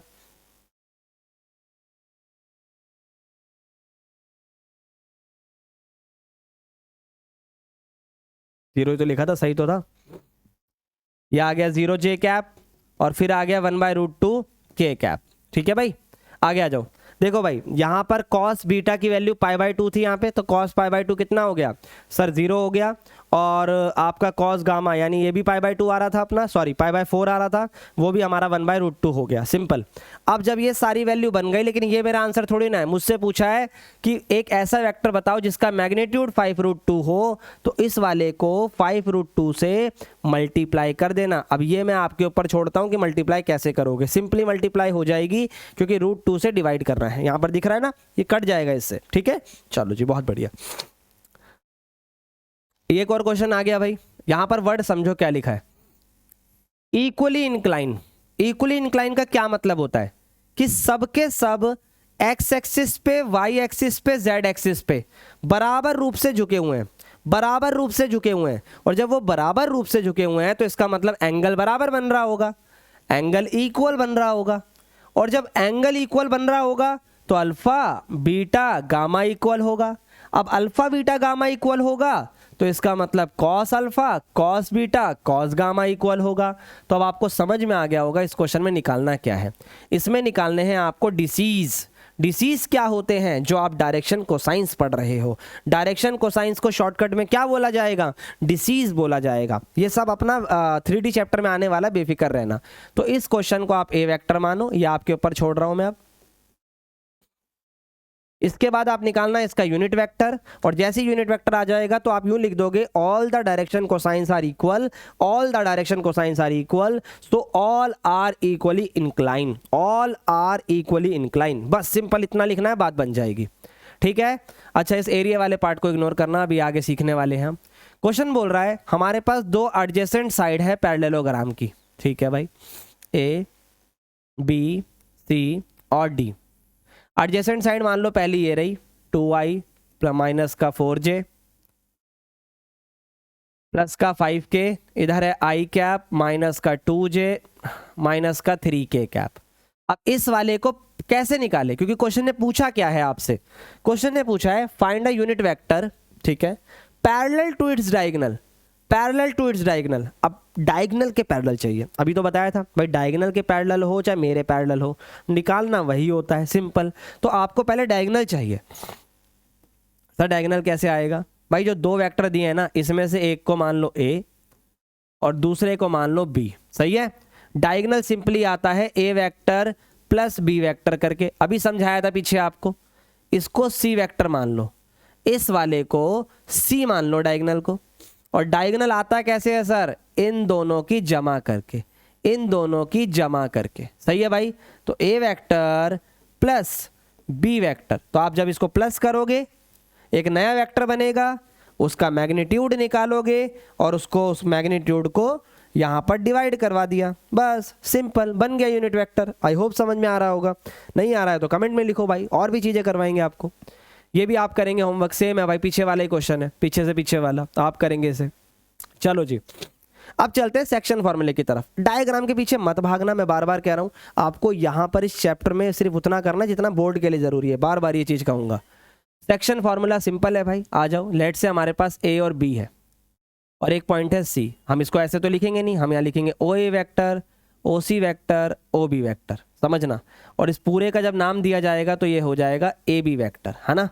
तो आप यहां पर लिखोगे O C vector divides A B vector in M ratio N. अब दो तरीके से होगा, पहला एम रेशियो एन इंटरनली, फिर होगा M ratio N externally. Sir ये है क्या भाई, ये सिंपल सी चीज है, बस ये कंफ्यूजन करने के लिए आपको दे दी भाई। देखो एक्सटर्नली में ये ओसी ना आपका बाहर से डिवाइड करेगा, तो उतना डिटेल में मत जाओ, सिंपली समझो। कोई लाइन है हमारे पास, उसमें पॉइंट आ रहा है एम रेशियो एन करके, यहाँ ओ ए है, यहाँ ओ बी है। आपको करना क्या, इसकी टोपी उसके सर, उसकी टोपी इसके सर, सिंपल। तो आप क्या करोगे यहाँ पर, ओसी कैसे निकलेगा, ओसी बराबर होगा उसकी टोपी उसके सर, मतलब एम से मल्टीप्लाई करो ओ बी वैक्टर को और एन से मल्टीप्लाई करो ओ ए वैक्टर को, बीच में लगा दो प्लस और नीचे लगा दो m प्लस एन। फिर से बोल रहा हूं, m को मल्टीप्लाई करो ओ बी से, n को मल्टीप्लाई करो ओ ए से और नीचे लगा दो m प्लस एन। हो गया, सही है यहां तक। पर एक्सटर्नली में क्या करना है, सब कुछ सेम टू सेम, बस इस प्लस की जगह क्या लगा दो, माइनस। क्या लगा दो, माइनस m माइनस n, ऊपर आ गया m O B vector minus n O A vector. ये हमारा बनेगा इंटरनली और एक्सटर्नली। आई होप ये चीज़ समझ में आई होगी।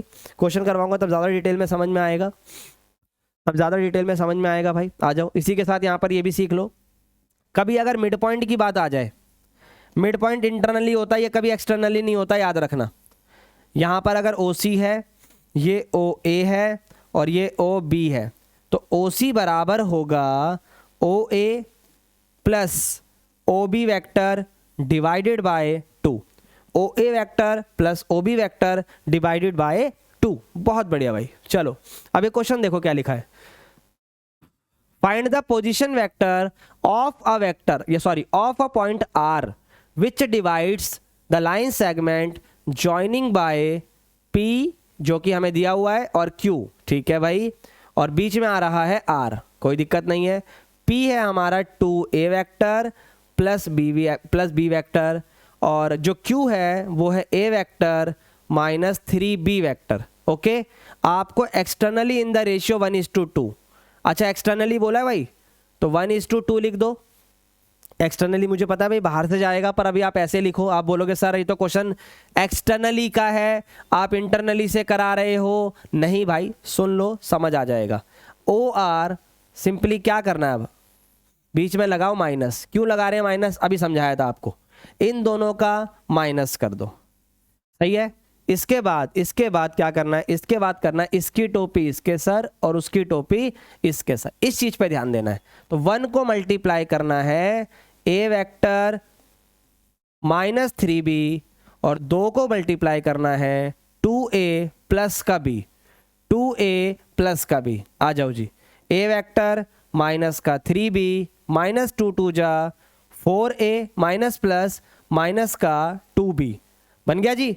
नीचे आ जाओ, 1 में से 2 गया -1, a में से 4a गया माइनस का 3a, माइनस माइनस प्लस, निशान किसका, माइनस का, नीचे -1 है। इस -1 से इन माइनस को क्या कर दो, कैंसिल कर दो। तो ये आ गया 3a प्लस का 5b प्लस का 5b। मेरे हिसाब से ये चीज़ समझ में आ गई होगी। इंटरनली एक्सटर्नली डिवीजन का मतलब समझ में आ गया होगा आपको। चलिए बहुत बढ़िया। उसके बाद मिड पॉइंट भी बताना है आपको, तो मिड पॉइंट भी बता ही देते हैं। अगर मान लो P और Q की बात करें, तो यहाँ पर सबसे पहले OP आएगा प्लस OQ आएगा, ठीक है, डिवाइडेड बाय अपना 2 हो जाएगा। इन्हीं दोनों की बात करनी है हमें। इस क्वेश्चन ने बोला भाई also find the mid point of the line, और लाइन किन पॉइंटों से ज्वाइन हो रही है, P और Q से। तो आप यहाँ पर लिखोगे 2a vector plus b vector, फिर a vector minus 3b vector divided by 2। 2 और 1 हो गया 3, 1 में से 2 गया 3 गया माइनस का 2 डिवाइडेड बाय 2। ये हमारा आंसर होगा सिंपली, ये हमारा आंसर होगा सिंपली। क्लियर है ये चीजें यहाँ तक? चलिए बहुत बढ़िया भाई। सेक्शन फॉर्मूले में एक क्वेश्चन और करेंगे, ज्यादा डेप्थ में जाने की नीड नहीं है, ठीक है भाई। ये क्वेश्चन एग्जाम में आ सकता है, तो देख लो एक बार।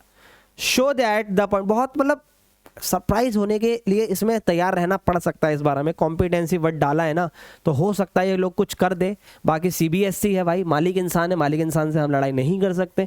बाकी मालिकों से बस दरख्वास्त हो सकती है कि सर प्लीज़ थोड़ा सा ख्याल रख लेना, तो बस उसी का ध्यान रखना। आ जाओ, अब हमें पॉइंट की बात करनी है कि A दिया हुआ है, B दिया हुआ है, C दिया है, और तीनों कोलिनियर है। अच्छा, तीनों को शो करना है कोलिनियर है, A B C, ठीक है। तो A है 1 -2 -8 5 0 -2 C 11 3 7। सबसे पहले मैं डायरेक्शन रेशियोज और डायरेक्शन कोसाइंस की बात ही नहीं करूंगा, वो हम उस चैप्टर में करने वाले हैं 3D के अंदर। अभी वेक्टर से बात करते हैं।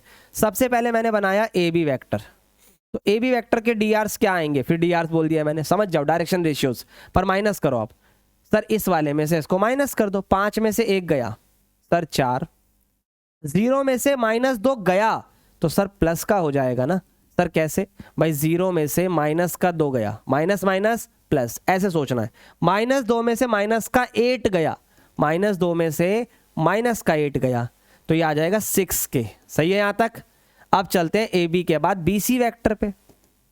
इसमें से भी इसको माइनस करना है। 11 में से 5 गए 6, 3 में से 0 गए 3, 7 में से माइनस का 2 गया तो 9। सही है भाई। अब क्या करोगे आप, इन्हें प्रोपोर्शन चेक करोगे आप। यहां से 4 उठाया, वहां से 6 उठाया, यहां से 2, यहां से 3, 6 से 9, कटिंग करो। 2 दूनी 4, 2 तिया 6, 3 दूनी 6, 3 तिया 9, तीनों इक्वल आ गए ना, आ गए ना। तो आप यहां लिख सकते हो डायरेक्शन रेशियोज। अब थोड़ा बहुत तो लिख देते हैं यार, डायरेक्शन रेशियोज, या तो स्केलर वैल्यू लिखो, डायरेक्शन रेशियोज आर प्रोपोर्शनल, या इसकी जगह लिख दो A B vector and B C vector are proportional. जब दो वेक्टर प्रोपोर्शनल हैं so A B C are collinear. अब ये कोलिनियर हो गया तो खत्म, आगे बढ़ते हैं। अब उसने बोला हमें ये भी बताओ जो बी है, जो बी है वो किस रेशियो में डिवाइड कर रहा है। ठीक है, तो इसको हटाते हैं यहां पर। अभी हम लेट करते हैं यहां पे क्वेश्चन को कि लेट बी डिवाइड्स ए सी इन k:1। ये हम 10th क्लास के अंदर करते थे, वही करना है, k:1। अब जब इन्होंने वेक्टर नहीं दिया तो आप बिना वेक्टर के भी कर सकते हो, पर अगर आप वेक्टर की फॉर्म बनाकर करना चाहते हो तो उससे भी कर सकते हो, वट एवर सूट्स यू। तो अगर मैं वेक्टर की फॉर्म बना के करूँ तो ये ओ बी हो जाएगा, ये ओ ए और ये ओ सी, और इनके साथ आई जे के लगाना पड़ेगा। जैसे कि पहले इसको देखो, ठीक है, अभी 1 मिनट के लिए भी डायरेक्ट उससे करो ताकि समझ में आए आपको। 5 0 माइनस का 2, मुझे रेशियो नहीं पता, मुझे रेशियो नहीं पता, तो मैं क्या करूंगा देखते जाइएगा।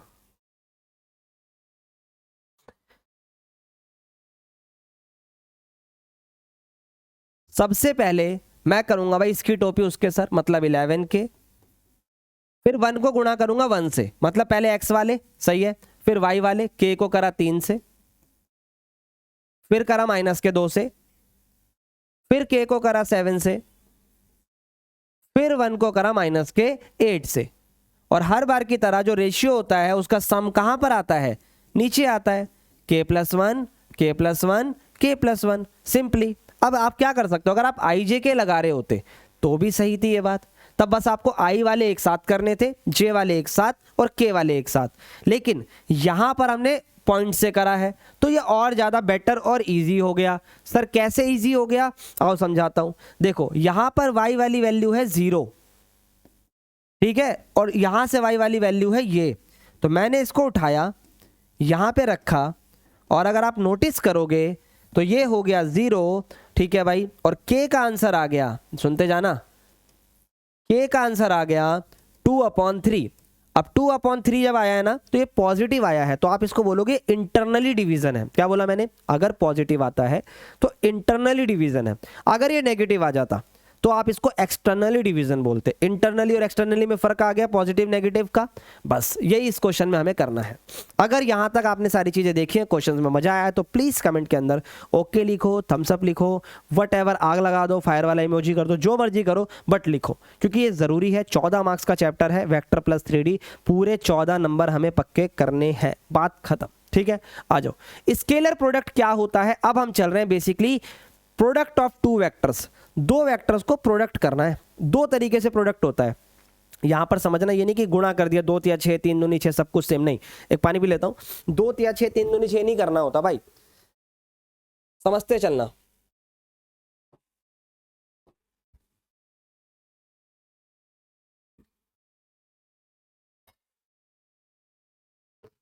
चलो जी शुरू करें।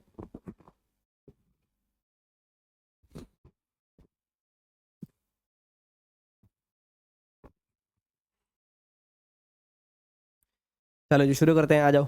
देखो भाई, दो वेक्टर हो सकते हैं ए और बी, अब वो आपस में अलग अलग तरीके से प्रोडक्ट होते हैं। अलग अलग मतलब सर दो तरीके हैं, पहला है स्केलर और दूसरा है अपना वेक्टर प्रोडक्ट। अब वो दोनों क्या होते हैं और डिटेलिंग लेते हैं इसकी, छोटा सा पहले मीनिंग समझ लेते हैं। देखो भाई, एक होता है डॉट प्रोडक्ट, जिसको हम स्केलर भी बोलते हैं। क्यों बोलते हैं अभी सब समझाने वाला हूं, ठीक है, पहला हो गया। दूसरा होता है क्रॉस प्रोडक्ट, जिसे हम वेक्टर भी बोलते हैं या वेक्टर प्रोडक्ट भी बोलते हैं। अब ये क्यों बोलते हैं, सब मीनिंग टॉपिक में समझ में आएगी। देखो भाई, स्केलर प्रोडक्ट, स्केलर प्रोडक्ट का एक और नाम होता है जो अभी मैंने आपको बताया, डॉट प्रोडक्ट। अब इसको डॉट प्रोडक्ट क्यों बोलते हैं अभी आपको समझ में आ जाएगा, देखते जाइएगा।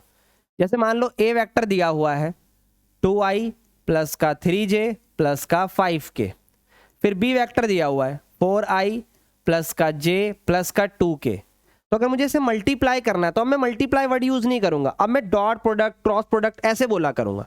ठीक है भाई, आ जाओ। तो सबसे पहले मैंने यहां लिखा ए वेक्टर डॉट बी वेक्टर, इस डॉट की वजह से इसे डॉट प्रोडक्ट बोला जाता है, पहली चीज। दूसरी चीज कि भाई आपको आई वाले को आई वाले से मल्टीप्लाई करना है, सिंपल ऐसे 2 × 4 8 हो गया, सुनते जाना, प्लस आवाज जा रही है ना, ओके, हेलो, हाँ, 3 को 1 के साथ तो 3 एकम 3, 5 दूनी 10, इस तरीके से चलना है, 10 और 8 18, ठीक है भाई, 18 और 3 21, ये हमारा आंसर आता है। इसे हम बोलते हैं dot product scalar product. Clear है ये चीज? ठीक है सर, क्लियर है। अब आगे बढ़ते हैं। इसके बाद अगर मैं आपसे बात करूं, और क्या क्या इसमें हम पढ़ने वाले हैं, कई सारी चीजें, जैसे कि कभी अगर आपका आई डॉट आई आ जाए, जे डॉट जे आ जाए, के डॉट के आ जाए, मतलब अगर आप आई को आई से देखो, जे को जे से देखो, के को के से देखो, तो सिंपली आप क्या लिख सकते हो, आप इसे 1 लिख सकते हो। लेकिन अगर आप आई को जे के साथ देखो, या जे को के साथ देखो, या के को आई के साथ देखो, ये सब डॉट है बीच में, इनका हमेशा आंसर 0 आएगा, इनका हमेशा आंसर 0 आएगा। ठीक है, इसके बाद कुछ बातें इंपॉर्टेंट है। सबसे पहली, angle between two vector, angle between two vector कैसे निकालते हैं, ये सबसे ज्यादा पॉपुलर है भाई, ये सबसे ज्यादा पॉपुलर है। कैसे, आ जाओ। जैसे समझो, यहां मैंने लिखा कॉस थीटा, तो आएगा A vector dot B vector divided by A vector और मैग्नीट्यूड ऑफ बी वेक्टर। ये हमारा सिंपल फॉर्मूला है कॉस थीटा का, इसके ऊपर क्वेश्चन भी आगे हम करने वाले हैं। इस चीज को बोला जाता है स्केलर प्रोडक्ट। ठीक है, ये हो गया एंगल, और ये पूरा हो गया कोसाइन, और ये हो गया मैग्नीट्यूड। सही है, इस पे डिटेलिंग मिल चुकी है, अभी क्वेश्चन पे आएंगे तब समझ में आएगा। कुछ बातें, जैसे कि अगर थीटा हमारा 90 डिग्री का है, सही है, मतलब परपेंडिकुलर है, मतलब परपेंडिकुलर है, तो परपेंडिकुलर में क्या होता है, यहां पर आप 90 डिग्री जब रखते हो, सुनते जाना, तो ये 0 आ जाएगा। क्या आ जाएगा? 0, और ये मल्टीप्लाई होके भी 0 हो जाएगा। तो यहां से एक बात निकल कर आती है कि अगर ए वेक्टर बी वेक्टर पे परपेंडिकुलर है तो उनका डॉट प्रोडक्ट 0 होगा। सबसे ज्यादा पॉपुलर थॉट यही है, अगर ए और बी वेक्टर परपेंडिकुलर है तो उनका डॉट प्रोडक्ट 0 होता है। इसके बाद अगर ये थीटा मान लो पाई आ जाए, मतलब कुलीनियर आ जाए, अगर ये कुलीनियर आ जाए तो कैसे पता लगता है, यहां पर डिफरेंस पता लगेगा। पाई मतलब 180, कॉस पाई की वैल्यू -1 होती है, तो इसका मतलब ए डॉट बी, अगर ये मल्टीप्लाई हो इधर जाके तो ये नेगेटिव ऑफ ए वेक्टर और बी वेक्टर आएगा, इससे भी कुलीनियर का पता लगता है। तीसरा केस, अगर थीटा 0 डिग्री आ जाए, मतलब पैरेलल आ जाए।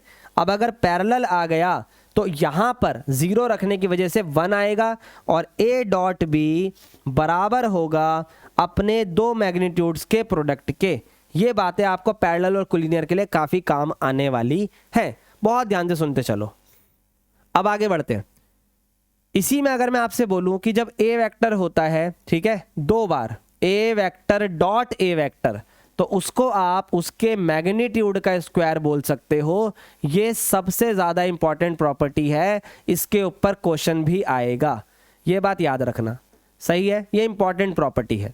इसके बाद एक प्रॉपर्टी और है कि अगर आप ए डॉट बी करो या बी डॉट ए करो, एक ही बात है, कोई फर्क नहीं पड़ता, ए को बी से करो, बी को ए से करो, डॉट प्रोडक्ट में फर्क नहीं पड़ता। सही है। अच्छा, ए डॉट बी प्लस सी हुआ तो कैसे करोगे, तब आप इसको ऐसे लिख सकते हो, A dot B plus A dot C लिख सकते हो, चलेगा। ये सब हमारी प्रॉपर्टी है डॉट प्रोडक्ट के अंदर। ठीक है, अब क्वेश्चनों की तरफ चलते हैं ताकि समझ में आए चीजें हैं क्या। कैलकुलेशन आपके लिए छोड़ूंगा अब मैं, ठीक है भाई। मैग्नीट्यूड बताओ दो वेक्टर का, अगर दोनों का मैग्नीट्यूड सेम है, angle between them is this and the scalar product is this. तो एक बात मैंने आपको अभी सिखाई कि जो कॉस थीटा होता है या ए डॉट बी होता है, उनके मैग्नीट्यूड को अगर मैं डिवाइड कर दूं तो वो कॉस थीटा आता है यहां पे। Yes sir. तो ए डॉट बी बराबर कॉस थीटा मल्टीप्लाई ए का मैग्नीट्यूड और बी का मैग्नीट्यूड, ऐसे लिख सकता हूं मैं। Yes sir. तो ए डॉट बी कितना है सर, 1/2 कॉस, बोला ना स्केलर प्रोडक्ट। सर थीटा भी दिया हुआ है 60 डिग्री का। यस दिया हुआ है भाई। ए और बी वेक्टर का मैग्नीट्यूड भी बराबर दिया हुआ है, तो क्या मैं दोनों को ए लिख सकता हूं? यस सर, क्योंकि ए का मैग्नीट्यूड बी के मैग्नीट्यूड के बराबर है। अब कॉस 60 की वैल्यू आप लोगों को पता है कितनी होती है? Yes sir, 1/2। ये दोनों सेम हो गए तो मैग्नीट्यूड का स्क्वायर कैंसिल कर दो इससे, है ना, तो कितना आ जाएगा? 1। अब स्क्वायर हटाओ, रूट लगाओ और मैग्नीट्यूड कितना लाओ? सर 1 आ जाएगा। √1 की वैल्यू कितनी होती है? 1। सर नेगेटिव क्यों नहीं आ रहा? मैग्नीट्यूड नेगेटिव नहीं होता। चलिए भाई, बहुत बढ़िया, क्वेश्चन पे क्वेश्चन है भाई, बढ़िया बढ़िया। मैं आपके लिए छोड़ूंगा चीज़ों को। देखो एग्जाम्पल है बुक का, जानबूझ के लिख कर लाऊं ताकि समझ में आए। पहला है आपके सारे पोजिशन वैक्टर हैं, पोजिशन वैक्टर है तो आप इनको ऐसे लिख सकते हो। देखो ए आई जे के तीनों की वैल्यू में 1 1 है, ऐसे लिख दो आप, तीनों 1 1 लिख दो। फिर बी आपका क्या है सर? 2 5, जे के नहीं है तो 2 5 और 0। सी क्या है sir? 3 2 -3, 3 2 -3।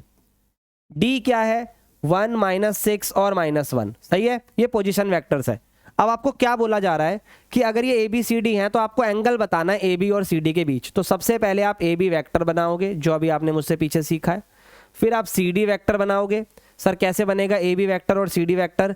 By final minus initial, 2 में से 1 गया, 5 में से 1 गया, ठीक है, 4 हो गया, ये 4 है भाई। 0 में से 1 गया, सर माइनस है, ठीक है। उसके बाद इसको सॉल्व करो। सर 1 में से 3 गया, माइनस का 2, क्योंकि डी माइनस सी करना है। -6 में से वो गया, माइनस का 8 हो गया, सही है। -1 और माइनस का 3 हो गया, तो ये कितना हो जाएगा सर? प्लस का 2 हो जाएगा। अब एंगल पूछा है आपसे इसके बीच में, एंगल पूछा है इसके बीच में, तो कैसे बताओगे? देखो भाई, सबसे पहले आप निकालोगे डॉट प्रोडक्ट। क्या निकालोगे? Dot product. सुनते हैं ध्यान से भाई, कितना आ रहा है डॉट प्रोडक्ट? सर माइनस का 2, 2 एकम 2, फिर 8 चौक 32, 2 एकम 2, 32 और 4 36, सही है। इसके बाद आप निकालो इनका मैग्नीट्यूड, निकालो भाई मैग्नीट्यूड, आ जाओ, अलग अलग निकालते हैं, साथ में क्या निकालना, आ जाओ। मैग्नीट्यूड कैसे निकालेंगे भाई? 1 4 और 1 का स्क्वायर, 1 4 और 1 का स्क्वायर कितना आ रहा है? सर 4 का स्क्वायर तो 16 आएगा, 16 17 18 आ रहा है, ठीक है भाई। 18 का मतलब 3√2। इसके बाद आप निकालो सी डी का मैग्नीट्यूड। सर 2 का स्क्वायर, 4 का स्क्वायर, 8 का स्क्वायर और 2 का स्क्वायर कितना आएगा? सर 2 का आएगा 4, 8 का आएगा 64, फिर आएगा 4, तो यह आएगा 72। कितना आएगा? 72। 72 का होता है 6√2। कितना होता है? 6√2। अब करना क्या है अपने को? अपने को चाहिए कॉस थीटा। ऊपर आता है डॉट प्रोडक्ट, हाँ या ना? माइनस का 36। नीचे आते हैं मैग्नीट्यूड के प्रोडक्ट, मतलब इन दोनों के, 3√2 6√2। ध्यान से सुनना भाई, 3 से काटा 12 आया, 6 से काटा 2 आया। अब इस 2 को √2 से डिवाइड करो, इस 2 को √2 से डिवाइड करो, तो इस वाले से ये वाला कैंसिल हो गया भाई। √2 से √2 करा तो 2 कैंसिल हो गया ना, तो क्या बचा सर? कॉस थीटा बराबर आ गया -1। अब सुनने वाली बात तो यही है, कॉस थीटा -1 कब होता है? सर कॉस पाई पे होता है। कॉस से कॉस कंपेयर, थीटा बराबर पाई हो गया। अब पाई अपने आप में ये बता रहा है 180 डिग्री की जो लाइंस है ना, ये कोलिनियर है, ये लाइंस कोलिनियर है। हो गया जी क्वेश्चन प्रूफ, बोलो हाँ या ना? इसको एक सिंपल वे से भी कर सकते हैं, उसकी भी चर्चा करेंगे कि पहले आप कोलिनियर प्रूफ कर दो, और जब 2 लाइन कोलिनियर प्रूफ हो जाएंगी तो आप सोच के देखो एंगल ऑटोमेटिक 180 हो जाएगा, तो रिवर्स भी जा सकते हो। आई होप ये वैसे समझ में आया होगा, ईजी था। अब आगे चलते हैं, कुछ क्वेश्चन आप भी करोगे भाई, मैं सारे करवाता जाऊंगा तो फिर कम में चीजें खत्म करोगे। A vector plus lambda B vector is perpendicular to C vector. पहले पूरी बात सुनो, ए दिया है, बी दिया है, सी दिया है, such that A vector plus lambda B vector, ठीक है, ये परपेंडिकुलर है सी वेक्टर पे। सही है, क्वेश्चन ने दिया है, तो पहले आपको A vector plus lambda B vector निकालना पड़ेगा, फिर उसका डॉट प्रोडक्ट करना पड़ेगा सी वेक्टर के साथ, और वो हो जाएगा 0। अब 0 क्यों लिखा, 0 वेक्टर क्यों नहीं लिखा? क्योंकि ये डॉट प्रोडक्ट है। क्या है ये? Dot product. अब ए बताओ कितना है? सर ए है 2i प्लस का 2j प्लस का 3k। क्लियर है? पूरी बात सुनते जाना, पहले मैं निकाल रहा हूं A vector plus lambda B vector, फिर है प्लस में लैम्डा। अब क्या है बी वेक्टर? सर माइनस का i कैप प्लस का 2j कैप प्लस का k कैप। सही है, आई, ये भी आई, तो ये हो गया 2 माइनस का लैम्डा आई कैप, फिर यहां से आएगा 2 प्लस में 2 लैम्डा जे कैप, फिर आएगा 3 प्लस लैम्डा के कैप। बोलो सही है चीजें यहां तक? बस बिल्कुल सही है। अब इसको आपको सी वेक्टर तो दे ही रखा है क्वेश्चन ने, 3i प्लस का जे कैप, और इन दोनों का डॉट प्रोडक्ट 0 के बराबर क्यों है? क्योंकि जब दो वेक्टर आपस में परपेंडिकुलर होते हैं तो उनका डॉट प्रोडक्ट 0 के बराबर होता है। तो सिंपली क्या करना है कि भाई इन दोनों का डॉट प्रोडक्ट कर दो, 2 माइनस लैम्डा 3 से और 1 को 2 प्लस 2 लैम्डा से। इसके आगे वाले को हम इसलिए नहीं करेंगे क्योंकि k की वैल्यू नहीं है।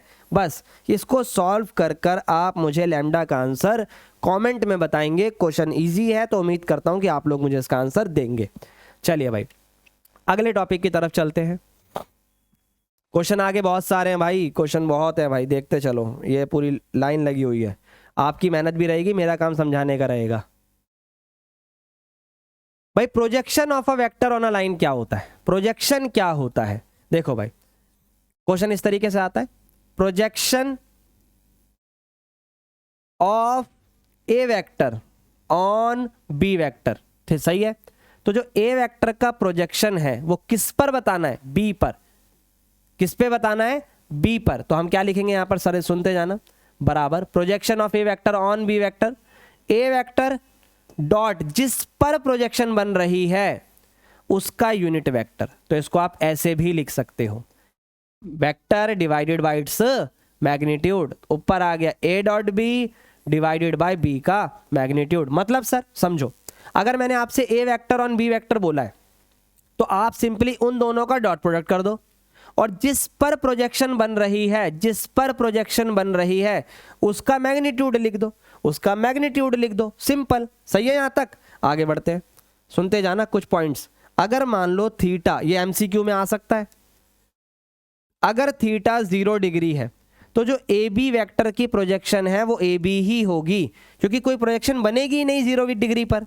लेकिन वहीं अगर थीटा पाई हो जाए, मतलब ऐसे से ऐसे खुल जाए, पूरा 180 हो जाए, तो आप बोलोगे ए बी वेक्टर की जो प्रोजेक्शन है वो नेगेटिव बी ए की तरफ चली जाएगी। समझ में आ रहा है क्यों? देखते चलो, नेगेटिव बी ए क्यों हो गया? क्योंकि सर दिख रहा है ए बी वेक्टर माइनस का बी ए वेक्टर हो जाएगा। पॉइंट क्लियर है? उस तरफ फाइनल माइनस इनिशियल में, इनिशियल माइनस फाइनल हो जाएगा। यूं कह लो जो शुरुआत थी वो अब खत्म हो रहा है, और जहां खत्म हो रहा था वहां से अब शुरू हो रहा है। ये दो एंगल काफी इंपॉर्टेंट है। पाई बाय 2 और 3 पाई बाय 2, पाई बाय 2 और 3 पाई बाय 2।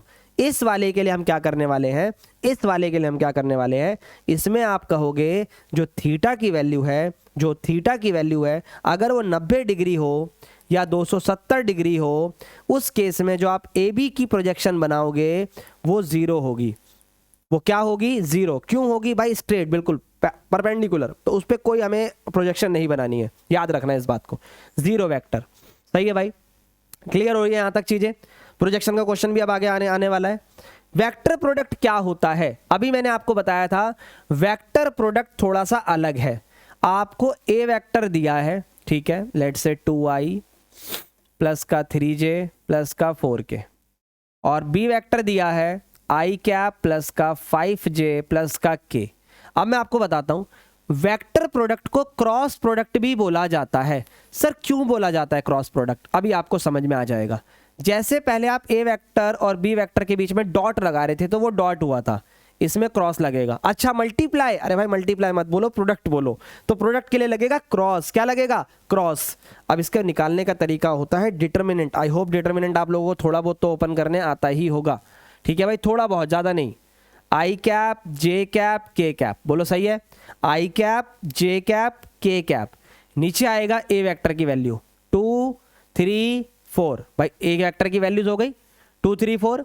अब बी वेक्टर की वैल्यू है 1 5 1। अब इसको ओपन कर दो, ये होता है हमारा क्रॉस प्रोडक्ट। सर कैसे? देखो, आई कैप 3 एकम 3 5 चौक 20, जे कैप 2 एकम 2 4 एकम 4, के कैप 5 दूनी 10 3 एकम 3। सही है भाई? ये हो गया माइनस का 17i प्लस का 2j कैप प्लस का 7k कैप। सही है यहाँ तक। अब क्या होगा, आगे बढ़ते हैं। यहाँ तक के बाद अब करना क्या है और क्या क्या चीजें इसके अंदर आ सकती हैं। ये हो गया हमारा एक क्रॉस प्रोडक्ट। अब चलते हैं इसकी प्रॉपर्टीज पे। देखो कभी अगर आप ए क्रॉस बी कर रहे हो, सुनते जाना, और वहीं आप बी क्रॉस ए कर दो, तो याद रहे बाहर माइनस का सिंबल आएगा। ए क्रॉस बी और बी क्रॉस ए सेम नहीं होगा। जैसे A dot B dot A same होता है, ए क्रॉस सेम नहीं होता, माइनस आ जाता है। वहीं अगली बात कि अगर आपने ए क्रॉस ए कर दिया सेम टू सेम नंबर, तो भी जीरो वेक्टर आएगा, क्योंकि जो डिटर्मिनेंट की जब दो रो सेम ही हो जाएंगी तो आंसर जीरो आएगा, सिंपल वे में। पहली बात। दूसरी बात समझ में आ गई। इसके बाद जो सबसे इंपॉर्टेंट चीज होती है इसके अंदर, वो होती है एंगल। इसमें भी एंगल फाइंड होता है, लेकिन तवज्जो ज्यादा डॉट प्रोडक्ट को ही दी जाती है। तो आप क्रॉस प्रोडक्ट वाले से भी एंगल फाइंड कर सकते हो। कैसे? पहले क्रॉस निकाला, उसका मैग्नीट्यूड बनाया, फिर नीचे ए का मैग्नीट्यूड और बी का मैग्नीट्यूड, और याद रहे ये साइन थीटा फाइंड आउट होता है, कॉस फाइंड नहीं होता है, साइन थीटा फाइंड आउट होता है, याद रखना, साइन थीटा। चलिए बहुत बढ़िया। इसी के साथ अगर कभी आई क्रॉस आई आ जाए, जे क्रॉस जे आ जाए, के क्रॉस के आ जाए, तो इसको हम जीरो वेक्टर बोलेंगे। लेकिन कभी आई क्रॉस जे आ जाए, जे क्रॉस के आ जाए, अच्छा याद रहे डॉट में ये 1 होता था, यहाँ 0 है, और के क्रॉस आई आ जाए, तो इनका ऑर्डर चलता है। ऑर्डर कैसे चलता है? जैसे सर्कल बनाओ एक, यहाँ पे आई बोल दो, यहाँ पे जे बोल दो, यहाँ पे के बोल दो। अगर आप आई के बाद जे पे गए तो अब आप के पे जाओगे। आई जे के ऑर्डर में चलो, आई जे के। और अगर आप जे के बाद के पर आए हो और के बाद आप किस पे आओगे? आई पे। फिर के से अगर आई पे आए हो तो आप किस पे जाओगे? जे पे। अगर इसके बीच कोई बदलाव हुआ, जैसे आई जे का हो गया जे आई, तो ये माइनस हो जाएगा, याद रखना। इसका भी अगर बदलाव हुआ, के जे हुआ, तो ये माइनस का आई हो जाएगा। तो आपको बस ये याद रखना, अगर ऑर्डर में चल रहा है तो पॉजिटिव, वरना नेगेटिव। ठीक है, चलिए बहुत बढ़िया। इसी के साथ इसमें एक चीज आती है कि ट्रायंगल, ठीक है, और फिर आता है पैरेललोग्राम। सिंपल चीजें हैं भाई, सिंपल चीजें हैं। जैसे मैंने लिखा ए बी सी एक ट्रायंगल है, तो आप भी कोई भी दो वेक्टर उठा लो, बस वो इनिशियल सेम होना चाहिए उनका। जैसे मैंने ये दोनों उठा लिए, ए वेक्टर और बी वेक्टर, इनिशियल सेम है इनका, ए से शुरू हो रहे हैं। एक है ए बी वेक्टर और एक है ए सी वेक्टर। अब बात आती है सीख क्यों रहे हम सीख रहे हैं इसके लिए एरिया ऑफ ट्राइंगल। जैसे 1/2 बेस इंटू हाइट होता था ना, यहां पे बेस इंटू हाइट नहीं होगा। यहां पर जो दो साथ में वेक्टर आ रहे हैं, याद रहे साथ में कोई इनिशियल, उन दोनों का क्रॉस प्रोडक्ट करना है, उन दोनों का क्रॉस प्रोडक्ट करना है। इसको हम एरिया ऑफ ट्राइंगल बोलते हैं। सेम बात आप पैरेललोग्राम में करते हो, बट उसमें एडजेसेंट साइड लगती हैं, वो भी सेम डायरेक्शन में ही होती हैं, सॉरी वो भी सेम इनिशियल पॉइंट से ही होती हैं, जैसे ए वेक्टर और बी वेक्टर। तो यहां पे आ गया area of parallelogram, area of parallelogram. तो ये हो गया ए वेक्टर क्रॉस बी वेक्टर और उसका magnitude, A vector cross B vector और उसका मैग्नीट्यूड। सही है भाई। यहां पर 1/2 था, यहाँ 1/2 नहीं है, क्योंकि पैरेललोग्राम के अंदर अपने आप में दो ट्राइंगल्स होते हैं, आपको पता होना चाहिए। चलिए जी, अब कुछ क्वेश्चंस की तरफ चलते हैं, आखिरी चीजों की तरफ, खत्म करते हैं फिर इसे अब। और अब आपको करने की बारी आने वाली है। देखो भाई, अगर A B C unit vector है, तो जब भी ऐसी बात बोले तो सबसे पहले तीनों को 1 कर दो, क्योंकि तीनों यूनिट वेक्टर है। हो सकता है 1 की जगह अलग अलग दे दे, जैसे ए 10 दे दे, बी 5 दे दे, सी 6 दे दे, कुछ भी दे सकता है। अभी 1 दिया है, आपको वैल्यू बतानी है इसकी। ये काफी बार पूछा गया क्वेश्चन है। A dot B dot C और सी डॉट ए। कुछ लोग इसे अलग तरीके से करते हैं, अपन अलग तरीके से करेंगे। क्वेश्चन ने बोला है A vector plus B vector plus C vector 0 के बराबर है। अगर मैं मैग्नीट्यूड लगा दूं, सुनते जाना, तो ये 0 ही हो जाएगा। Yes sir. अब यहां से एक चीज मैं आपको सिखाने वाला हूं, ध्यान से सुनना। जब ऐसे केस में कभी भी हम मैग्नीट्यूड का स्क्वायर करते हैं, किसका स्क्वायर करते हैं? मैग्नीट्यूड का स्क्वायर करते हैं, तो आप इसी वेक्टर को 2 बार लिखते हैं। कितनी बार लिखते हैं? 2 बार। और बीच में लगाते हैं डॉट। क्या लगाते हैं? डॉट। याद रहे क्या लगाते हैं? डॉट लगाते हैं। ये अभी पीछे प्रॉपर्टी काम आई थी, एक बार फिर से बता रहा हूं। जब भी ऐसे क्वेश्चन में आप मैग्नीट्यूड का स्क्वायर लगा दो, तो उन्हीं दोनों वेक्टर्स को डॉट में लिखो। किस में लिखो? डॉट में लिखो। आ जाओ, अब ए को डॉट करो इनके साथ। सर ए डॉट ए आ गया ना भाई, जो फिर से मैं बता रहा हूं, ए डॉट ए मतलब इसके मैग्नीट्यूड का स्क्वायर, याद रहे। फिर आएगा ए डॉट बी, फिर आएगा ए डॉट सी, सही है, फिर आएगा बी डॉट ए, फिर आएगा बी डॉट बी, फिर आएगा बी डॉट सी, फिर ऐसे सी से कर दो, C dot A, C dot B और सी डॉट सी। सही है भाई, देखते चलना। अब इसका तो मतलब हो गया मैग्नीट्यूड का स्क्वायर, सही है, देखते जाना। ये है ए बी, सही है, ये भी तो ए बी है क्योंकि डॉट प्रोडक्ट में आगे पीछे कर सकते हैं चीजों को। ये ए बी है तो इसको भी ए बी कर दो, और हमें बी सी चाहिए वो भी आएगा, पर सी ए चाहिए, ए सी नहीं चाहिए, इसको भी चेंज कर दो।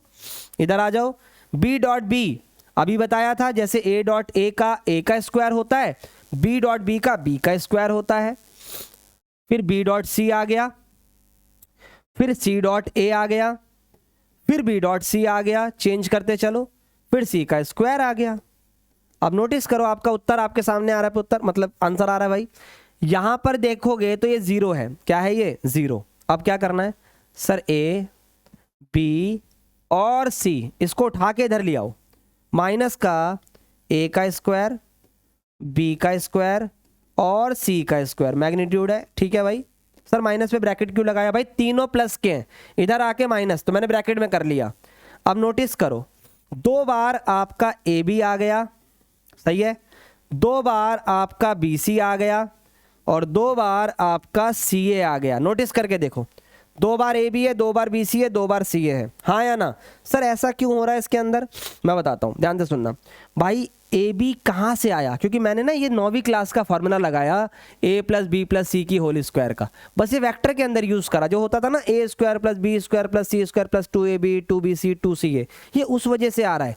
तो आंसर क्या आएगा, इन तीनों की वैल्यू जो भी दी है उनका स्क्वायर करो। सर एक दी है, एक एक एक, माइनस का 3, और बराबर में जो ये 2 चल रहा है, इससे इसे डिवाइड कर दो, उससे इसे डिवाइड कर दो भाई, ठीक है। इस 2 को यहां पर लाके डिवाइड कर दो, -3/2, A vector dot B vector, B vector dot C vector, C vector dot A vector, ये हमारा आंसर आएगा। और अगर आप शॉर्टकट जानना चाहते हो तो शॉर्टकट सिंपल होता है, जो भी ए के मैग्नीट्यूड है उनके स्क्वायर को जमा करके हमेशा 2 से ही भाग करना होता है, ये फिक्स है, हमेशा ही 2 से भाग करना होता है, ठीक है, याद रखना भाई इस बात को। चलिए एक और क्वेश्चन आ गया, अभी आपके लिए छोड़ता हूं मैं, ठीक है। A vector and B vector are perpendicular, तो बिना कुछ करे ही पता है डॉट प्रोडक्ट 0 होगा, सही है। उसके बाद ए प्लस बी दे दिया 13, बात तो यही है शुरू कैसे करना है, और ए वेक्टर भी दे दिया, आपको बी बताना है, कुछ भी नहीं है भाई। मैंने कहा ना, जब ऐसे चीजें आ जाए प्लस में माइनस में, तो आप ऐसे लिखो, A vector plus B vector square, और इसी चीज को कितनी बार sir, 2 bar.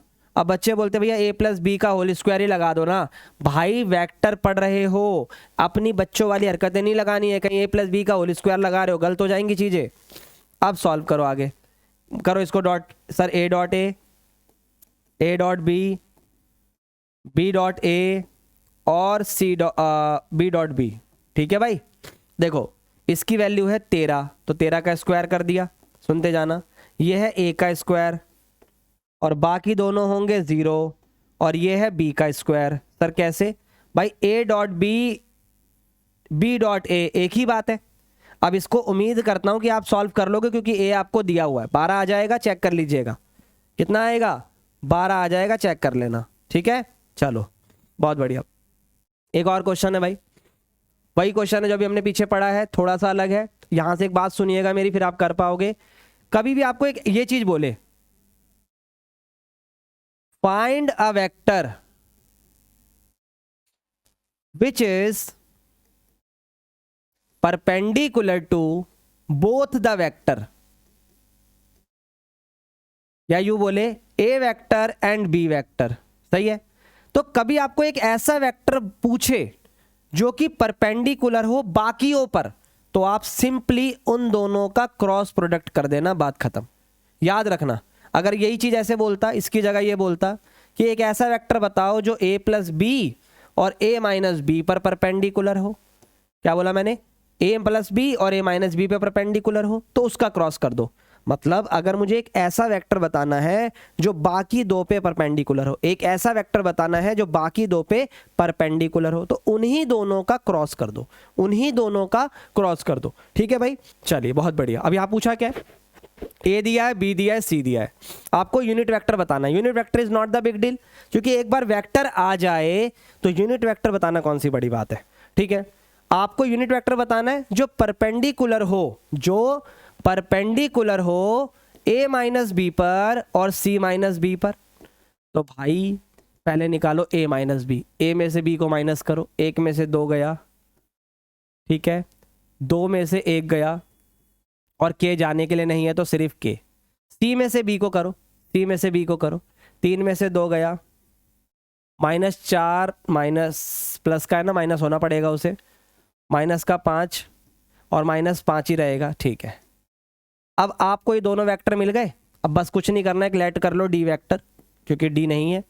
a minus B cross C vector minus B vector. Sir cross कर क्यों रहे हैं? क्योंकि हमें एक ऐसा वेक्टर बताना है जो इन दोनों पे परपेंडिकुलर हो, बस इसलिए क्रॉस कर रहे हैं। साथ ही इनका क्रॉस तो जरूर कर रहे हो आप, पूरी बात सुनना, इसका क्रॉस कर रहे हो, उसके बाद आपको उसका यूनिट वेक्टर भी निकालना पड़ेगा as per demand in the question. याद रखना इस बात को, ठीक है। चलिए बहुत बढ़िया, ये क्वेश्चन अच्छा है, ध्यान से सुनना। A and B vector are unit vector, तो उनका मैग्नीट्यूड 1 लिख दो। ठीक है भाई, ए का भी 1, बी का भी 1।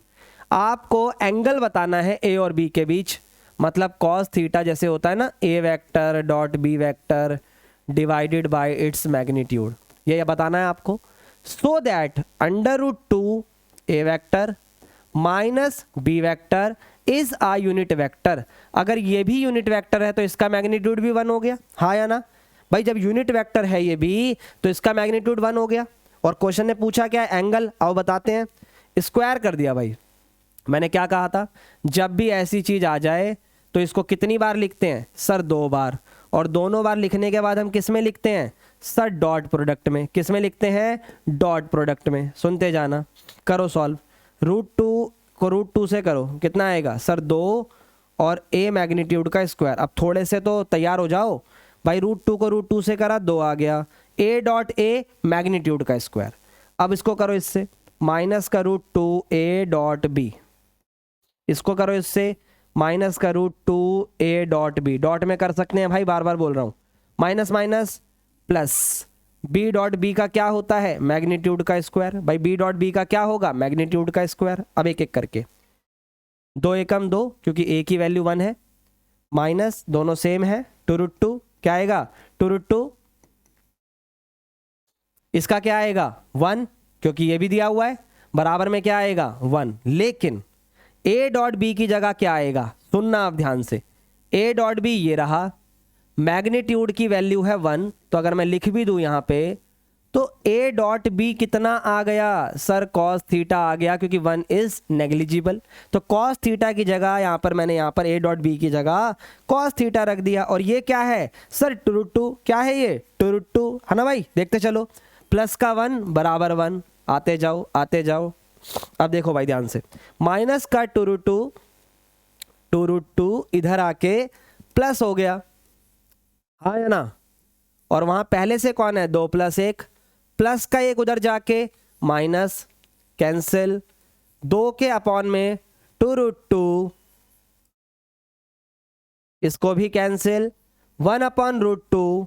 अब cos थीटा √2 कब होता है सर? π/4 पे। किस पे होता है? π/4 पे। तो इसका जो एंगल है वो π/4 आ गया। देखा कितना बढ़िया क्वेश्चन था भाई? ऐसे क्वेश्चन एग्जाम में बड़े आते हैं। एक ये भी बड़ा इंपॉर्टेंट क्वेश्चन है, बहुत ही इंपॉर्टेंट है। देखो भाई, पहले एक चीज समझ लो, cos थीटा बराबर होता है a डॉट बी, सही है, और जो नीचे मैग्नीट्यूड होता है उसको इधर मल्टीप्लाई कर दो। तो a डॉट बी जो मुझे दिखाई दे रहा है अब, वो होगा a वेक्टर का मैग्नीट्यूड और b वेक्टर का मैग्नीट्यूड इनटू cos थीटा, सही है। सेम अगर ये क्रॉस हो जाए तो यहाँ साइन हो जाएगा, हाँ या ना? तो होगा तो यही ना, A vector cross B vector का magnitude A vector multiply B vector और साइन थीटा से मल्टीप्लाई होगा, तो ये वैल्यू आती है, इसको याद रखना। और अब मैं आपको बताने वाला हूँ शॉर्टकट। देखो भाई, ए वेक्टर दिया हो, इस बार ये पेपर में आने के पूरे चांसेस क्वेश्चन के भाई। फिर ए वेक्टर डॉट बी वेक्टर दिया हो बराबर 400 है, और ए वेक्टर की जगह दिया है अपने को 5। जब भी ये दिया होता है ना, आपको करना क्या होता है, ध्यान से सुनना, आपको इन दोनों की जगह सिंपली आप ये लिख सकते हो, ए वेक्टर और बी वेक्टर का स्क्वायर बराबर 400। हो गया क्वेश्चन, बस यही करना है। सर कैसे, समझना, अब समझाता हूँ। क्रॉस वाले को मैं लिखूंगा ए वेक्टर का स्क्वायर बी वेक्टर का स्क्वायर और साइन थीटा का स्क्वायर, क्योंकि क्रॉस की जगह ये आएगा प्लस, सही है। फिर मैं लिखूंगा डॉट वाले में भी ए का स्क्वायर बी का स्क्वायर और कॉस का स्क्वायर और बराबर में जो भी चल रहा है, ठीक है। अब देखो कॉमन क्या आ रहा है, ए वेक्टर और बी वेक्टर, और उन दोनों पे स्क्वायर भी कॉमन आ रहा है। अंदर क्या बचा, साइन पे स्क्वायर प्लस में कॉस पे स्क्वायर बराबर कितना है सर 400। इसकी वैल्यू क्या होती है सर 1, कितनी होती है सर 1, तो sine square plus cos square 1 गया कैंसिल, तो कितना आ गया 400। इसको सॉल्व नहीं कर सकते क्या आप? नहीं कर सकते तो कमेंट में नहीं लिखो, पर कर सकते हो तो हाँ लिखो भाई, लेकिन लिखो ए की जगह आएगा 5, पुट करो, सही है। बी जो भी आए डिवाइड करके उसको अंडर रूट से सॉल्व करो, सिंपल आंसर आता है। ये बात याद रखना, ये बहुत इजी क्वेश्चन है और इस बार पेपर के लिए इंपॉर्टेंट भी है, याद रखना भाई। ये 2 क्वेश्चन है भाई, एक मैं करवाता हूँ एक आप करना, ठीक है। ये वाला करवा देता हूँ, थोड़ा अलग है। देखो भाई एक एक करके देखो, आई को जे से क्रॉस करना है, फिर प्लस है, फिर आई को के से क्रॉस करना है, जे 0 ही आएगा, हाँ या ना? नहीं भाई चेक करो, आ जाओ। आई को जे से क्रॉस करते हैं तो के आता है प्लस, सही है, पूरी बात सुनते चलो। आई को जे से क्रॉस करते हैं तो के आता है, आई जे के, लेकिन अगर आई को के से क्रॉस करते हैं तो माइनस का जे आता है। सर कैसे? अभी बताया था पीछे भाई, अगर आई के आई होता है पर आई के हो रहा है, उल्टा हो रहा है तो माइनस आएगा। फिर जे के करा तो आई आया, पर जे आई करा तो माइनस का के आया, 0 आंसर आने वाला है। के को आई से करा तो क्या आएगा, आई जे के होगा भाई, के बाद आई फिर जे, तो सही आएगा, प्लस में जे आएगा। लेकिन फिर के को जे से करा, जबकि जे के होता है पर के जे कर रहा है, तो माइनस का आई आएगा। आई से आई गया, के से के गया, जे से जे गया, तो इसका आंसर आ गया जे ले भाई, 0 आंसर आ गया। क्या आंसर आ गया? 0 आ गया भाई। अब आपको वैल्यू बतानी है इसकी, क्या बतानी है? वैल्यू बतानी है, ठीक है। चलो जी बहुत बढ़िया, आ जाओ। अब भाई कुछ इजी क्वेश्चंस है तो इन्हें आप भी करिए, ये होमवर्क रहेंगे आपके लिए, सिंपल है। डॉट प्रोडक्ट ये बता देते हैं भाई, देखो क्या लिखा हुआ है, ए बी सी 3 वेक्टर हैं, मैग्नीट्यूड दिया हुआ है, each one of them is perpendicular, each one of them, जैसे कि ए वेक्टर है ये परपेंडिकुलर है, each one of them is perpendicular to the sum of other 2, मतलब बी प्लस सी के। तो अगर ये एक दूसरे पे परपेंडिकुलर है तो ए वेक्टर का डॉट प्रोडक्ट बी प्लस सी के होगा, बोलो हाँ या ना? बी प्लस सी के होगा। अच्छा, बी वेक्टर परपेंडिकुलर है सी प्लस ए के, सी वेक्टर परपेंडिकुलर है ए प्लस बी वेक्टर के, बोलो हाँ या ना? तो यहाँ पर आएगा बी वेक्टर, यहाँ पे आएगा सी वेक्टर, सही है। यहाँ आएगा सी प्लस ए और यहाँ आएगा A vector plus B vector और इनकी वैल्यू आएगी 0। अब फिर से वही कहानी करोगे आप, समझाऊंगा मैं कि फिर से पूछा है A vector B vector C vector और ये है प्लस, और इनके मैग्नीट्यूड का स्क्वायर पूछा है, मैग्नीट्यूड का स्क्वायर पूछा है। तो भाई देखो वही करना है जो अभी बताया, और अब आप आराम से कर पाओगे, देखते जाना। अब और ज़्यादा इजी है, अब और ज़्यादा इजी है, बस ध्यान से सुन लो। कई बार बता दी ये बात, जब भी स्क्वायर आता है तो डॉट आता है। ए को सबके साथ कर दो तो ए डॉट ए होगा, लेकिन बी प्लस सी के साथ साथ में करना है, ऐसे एक साथ। अब बी को तो करोगे आप, लेकिन बी को जब ए और सी के साथ करोगे तो ऐसे, और बी को बी के साथ अलग से। फिर आएगी सी की बारी, तो सी को ए प्लस बी के साथ और फिर सी को सी के साथ। तो होने क्या वाला है, इस वाले को लिखोगे आप ए के मैग्नीट्यूड का स्क्वायर, इसको लिखोगे आप बी के मैग्नीट्यूड का स्क्वायर, इसको लिखोगे आप सी के मैग्नीट्यूड का स्क्वायर, और बाकी सब आ गया जीरो। क्या आ गया? जीरो। क्यों आ गया सर? अभी तो बताया एक दूसरे पे परपेंडिकुलर है, तो उनका आंसर क्या आएगा? जीरो आएगा। अब इस वाले को सॉल्व कर सकते हो या नहीं कर सकते हो ये मुझे कमेंट में बताना, और सॉल्व कर लो तो मुझे आंसर बताना। इसका स्क्वायर, इसका स्क्वायर, इसका स्क्वायर, जो भी आएगा यहाँ से स्क्वायर हटा के अंडर रूट लगाना, आंसर आ जाएगा। ठीक है भाई, चलिए बहुत बढ़िया। सेम ऐसे ही क्वेश्चन अभी पीछे डिस्कस करा था भाई, सेम ऐसा ही पीछे डिस्कस करा था, तो इसको आप करिएगा। ठीक है, चलिए देख लेते हैं। चलो थोड़ा बता ही देते हैं।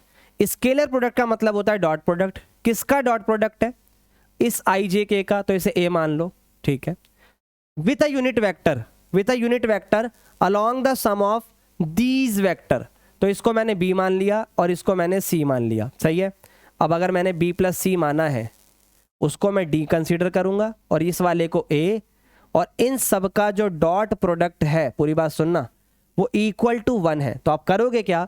सबसे पहले आप बी प्लस सी करो, बी प्लस सी करो। जो भी आपका बी प्लस सी आएगा, जो भी आपका बी प्लस सी आएगा, पूरी बात सुनते जाना, जब आप बी प्लस सी करोगे तो उसका यूनिट वेक्टर निकालोगे और उसको ए के साथ डॉट प्रोडक्ट करोगे और इक्वल टू 1 रखोगे, तो आपके लैम्डा का आंसर आ जाएगा। In case you face any problem तो मुझे कमेंट में आंसर बताना, मैं उसके ऊपर भी आप पे चर्चा करूंगा।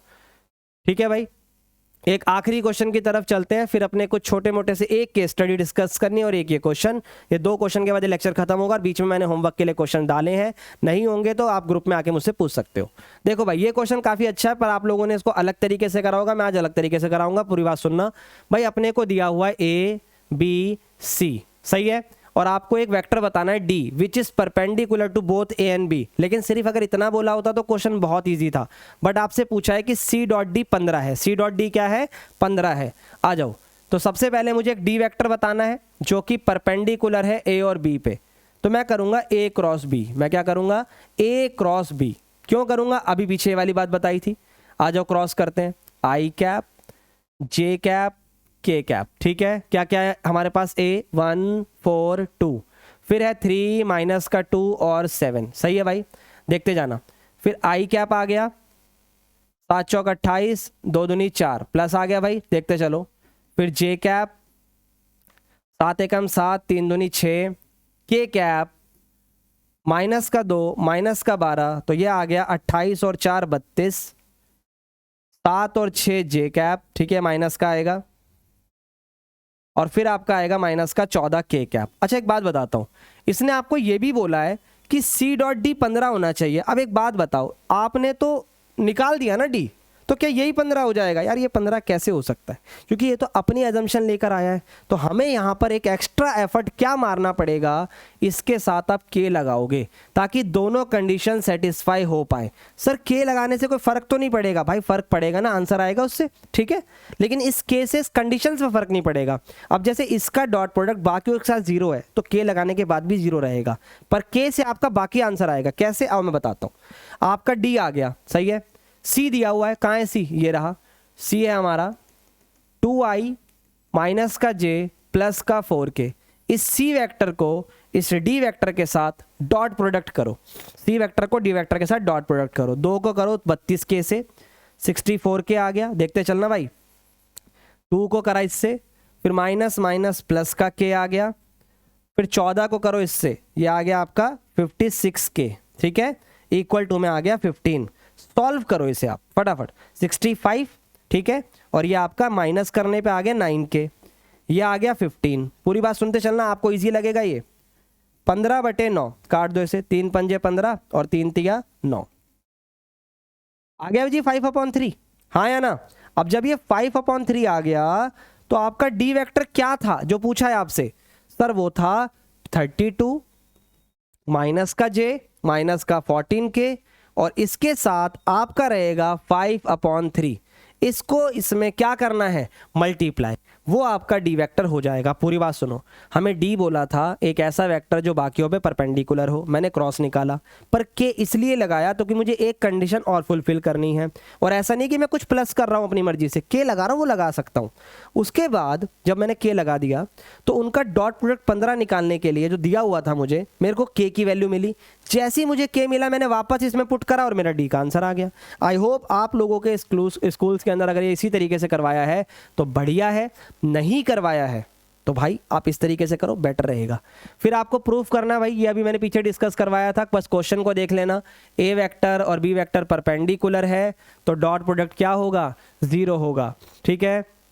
इसी तरीके से एरिया ऑफ रेक्टेंगल है भाई, ध्यान से देखो इधर, शॉर्टकट कैसे कर सकते हो। सबसे पहले अगर हम कोई भी, चाहे पैरेललोग्राम है, रेक्टेंगल भी पैरेललोग्राम है, तो आप वर्टिसेस ढूंढो। ए क्या है हमारा सर, माइनस का 1, 1/2 और 4, और बी क्या है 1, 1/2 और 4, और सी क्या है 1, माइनस का 1/2 और 4, डी क्या है -1, -1/2 और 4। अब कुछ करना नहीं है आपको, सिंपली ये दो वेक्टर फाइंड आउट करो, ठीक है। उन दोनों का क्रॉस प्रोडक्ट करके उनका मैग्नीट्यूड निकाल दो, बात खत्म। ये ए वेक्टर, ये बी वेक्टर, और ये आ जाएगा area of rectangle, area of rectangle. और भी तरीके होते हैं करने के, पर ये बेटर ही पड़ेगा आपको। इसमें से इसको माइनस करो, देखो एक में से -1 गया, 2i खत्म, क्योंकि 1/2 और 4 कैंसिल हो रहे हैं। इधर आ जाओ, BC करो अब आप। सर एक में से 1 गया 0, 4 में से 4 गया 0, देख रहे हो आप, -1/2 और ये आपका ये -1/2, क्योंकि प्लस माइनस माइनस करेंगे इसको हम, तो इसके आपका आ जाएगा माइनस का j कैप। बस इसको सॉल्व कर दो, सिंपल एज दैट। लिखोगे कैसे सर, ऊपर i j k, ठीक है, नीचे 2, फिर 0 0, फिर 0, -1 और 0, सिंपली सॉल्व कर दो, फटाक से आंसर आएगा भाई, बहुत लेंथी नहीं करना। ये भी क्वेश्चन कुछ इसी तरीके का है, ठीक है। ये वाला आपके लिए होमवर्क रहेगा, ट्राई करिएगा, नहीं होगा तो डिस्कस विथ मी, ठीक है। आ जाओ, ग्रुप है, ग्रुप में आके पूछ सकते हो। यहाँ पर आपको कोई वेक्टर दिया हुआ है, ए वेक्टर ए, ठीक है, और ये वैल्यू दिख रही होगी आप सबको, दिख रही है। इसको कैसे करते हैं याद रखना, ऐसे केस में आप ए वेक्टर को मान लेना xi, yj और zk, बस इसके बाद आपका आंसर आ जाएगा। सर कैसे भाई, इसको इसके साथ जब आप क्रॉस करोगे, ए वेक्टर को i के साथ जब क्रॉस करोगे, और उसके बाद मैग्नीट्यूड तो खैर बात की बात है, क्रॉस करने पे क्या आएगा भाई, देखो ध्यान से सुनना, जब ए वेक्टर है, ठीक है, और i के साथ क्रॉस होगा, तो भाई i क्रॉस i ही तो 0 होगा, बाकी सब तो आएगा ना। तो यहाँ पर आएगा yj और zk, और वहीं अगर मैं इसका मैग्नीट्यूड निकाल दूं और उसका स्क्वायर कर दूं, तो स्क्वायर करने से रूट हटेगा, और इसका आएगा y² + z²। अब समझो, इससे आएगा y² + z², ठीक है, क्योंकि i था, अब j था तो j हटा दो, फिर कौन आएगा सर, x² + z², सही है।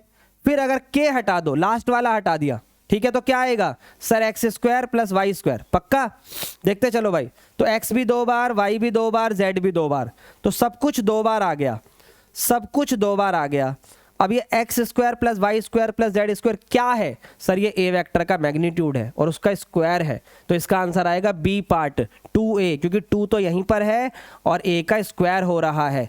इस तरीके से इस क्वेश्चन को करना है, एक बहुत इजी क्वेश्चन है, बहुत ही ज़्यादा अच्छा क्वेश्चन है। दोबारा बोल रहा हूँ, x की वैल्यू दी हुई है, सॉरी a की वैल्यू दी है, जब आप i से करोगे तो i वाला 0 हो जाएगा, बाकी रहेगा। फिर j से करोगे तो बाकी रहेगा, j वाला 0 हो जाएगा। फिर k से करोगे, ये रहेगा, बाकी वाला 0 हो जाएगा। कुछ इस तरीके से करना, बात बन जाएगी, ठीक है। सिमिलरली दिस, ये भी क्वेश्चन अभी हमने करा है, ठीक है। हाँ, इस क्वेश्चन को भी ट्राई करना, हो जाएगा। ये होमवर्क डाले हैं मैंने आप लोगों के लिए स्पेशली, एरिया ऑफ पैरेललोग्राम है, ये भी हो जाएगा। और लास्ट है हमारी केस स्टडी।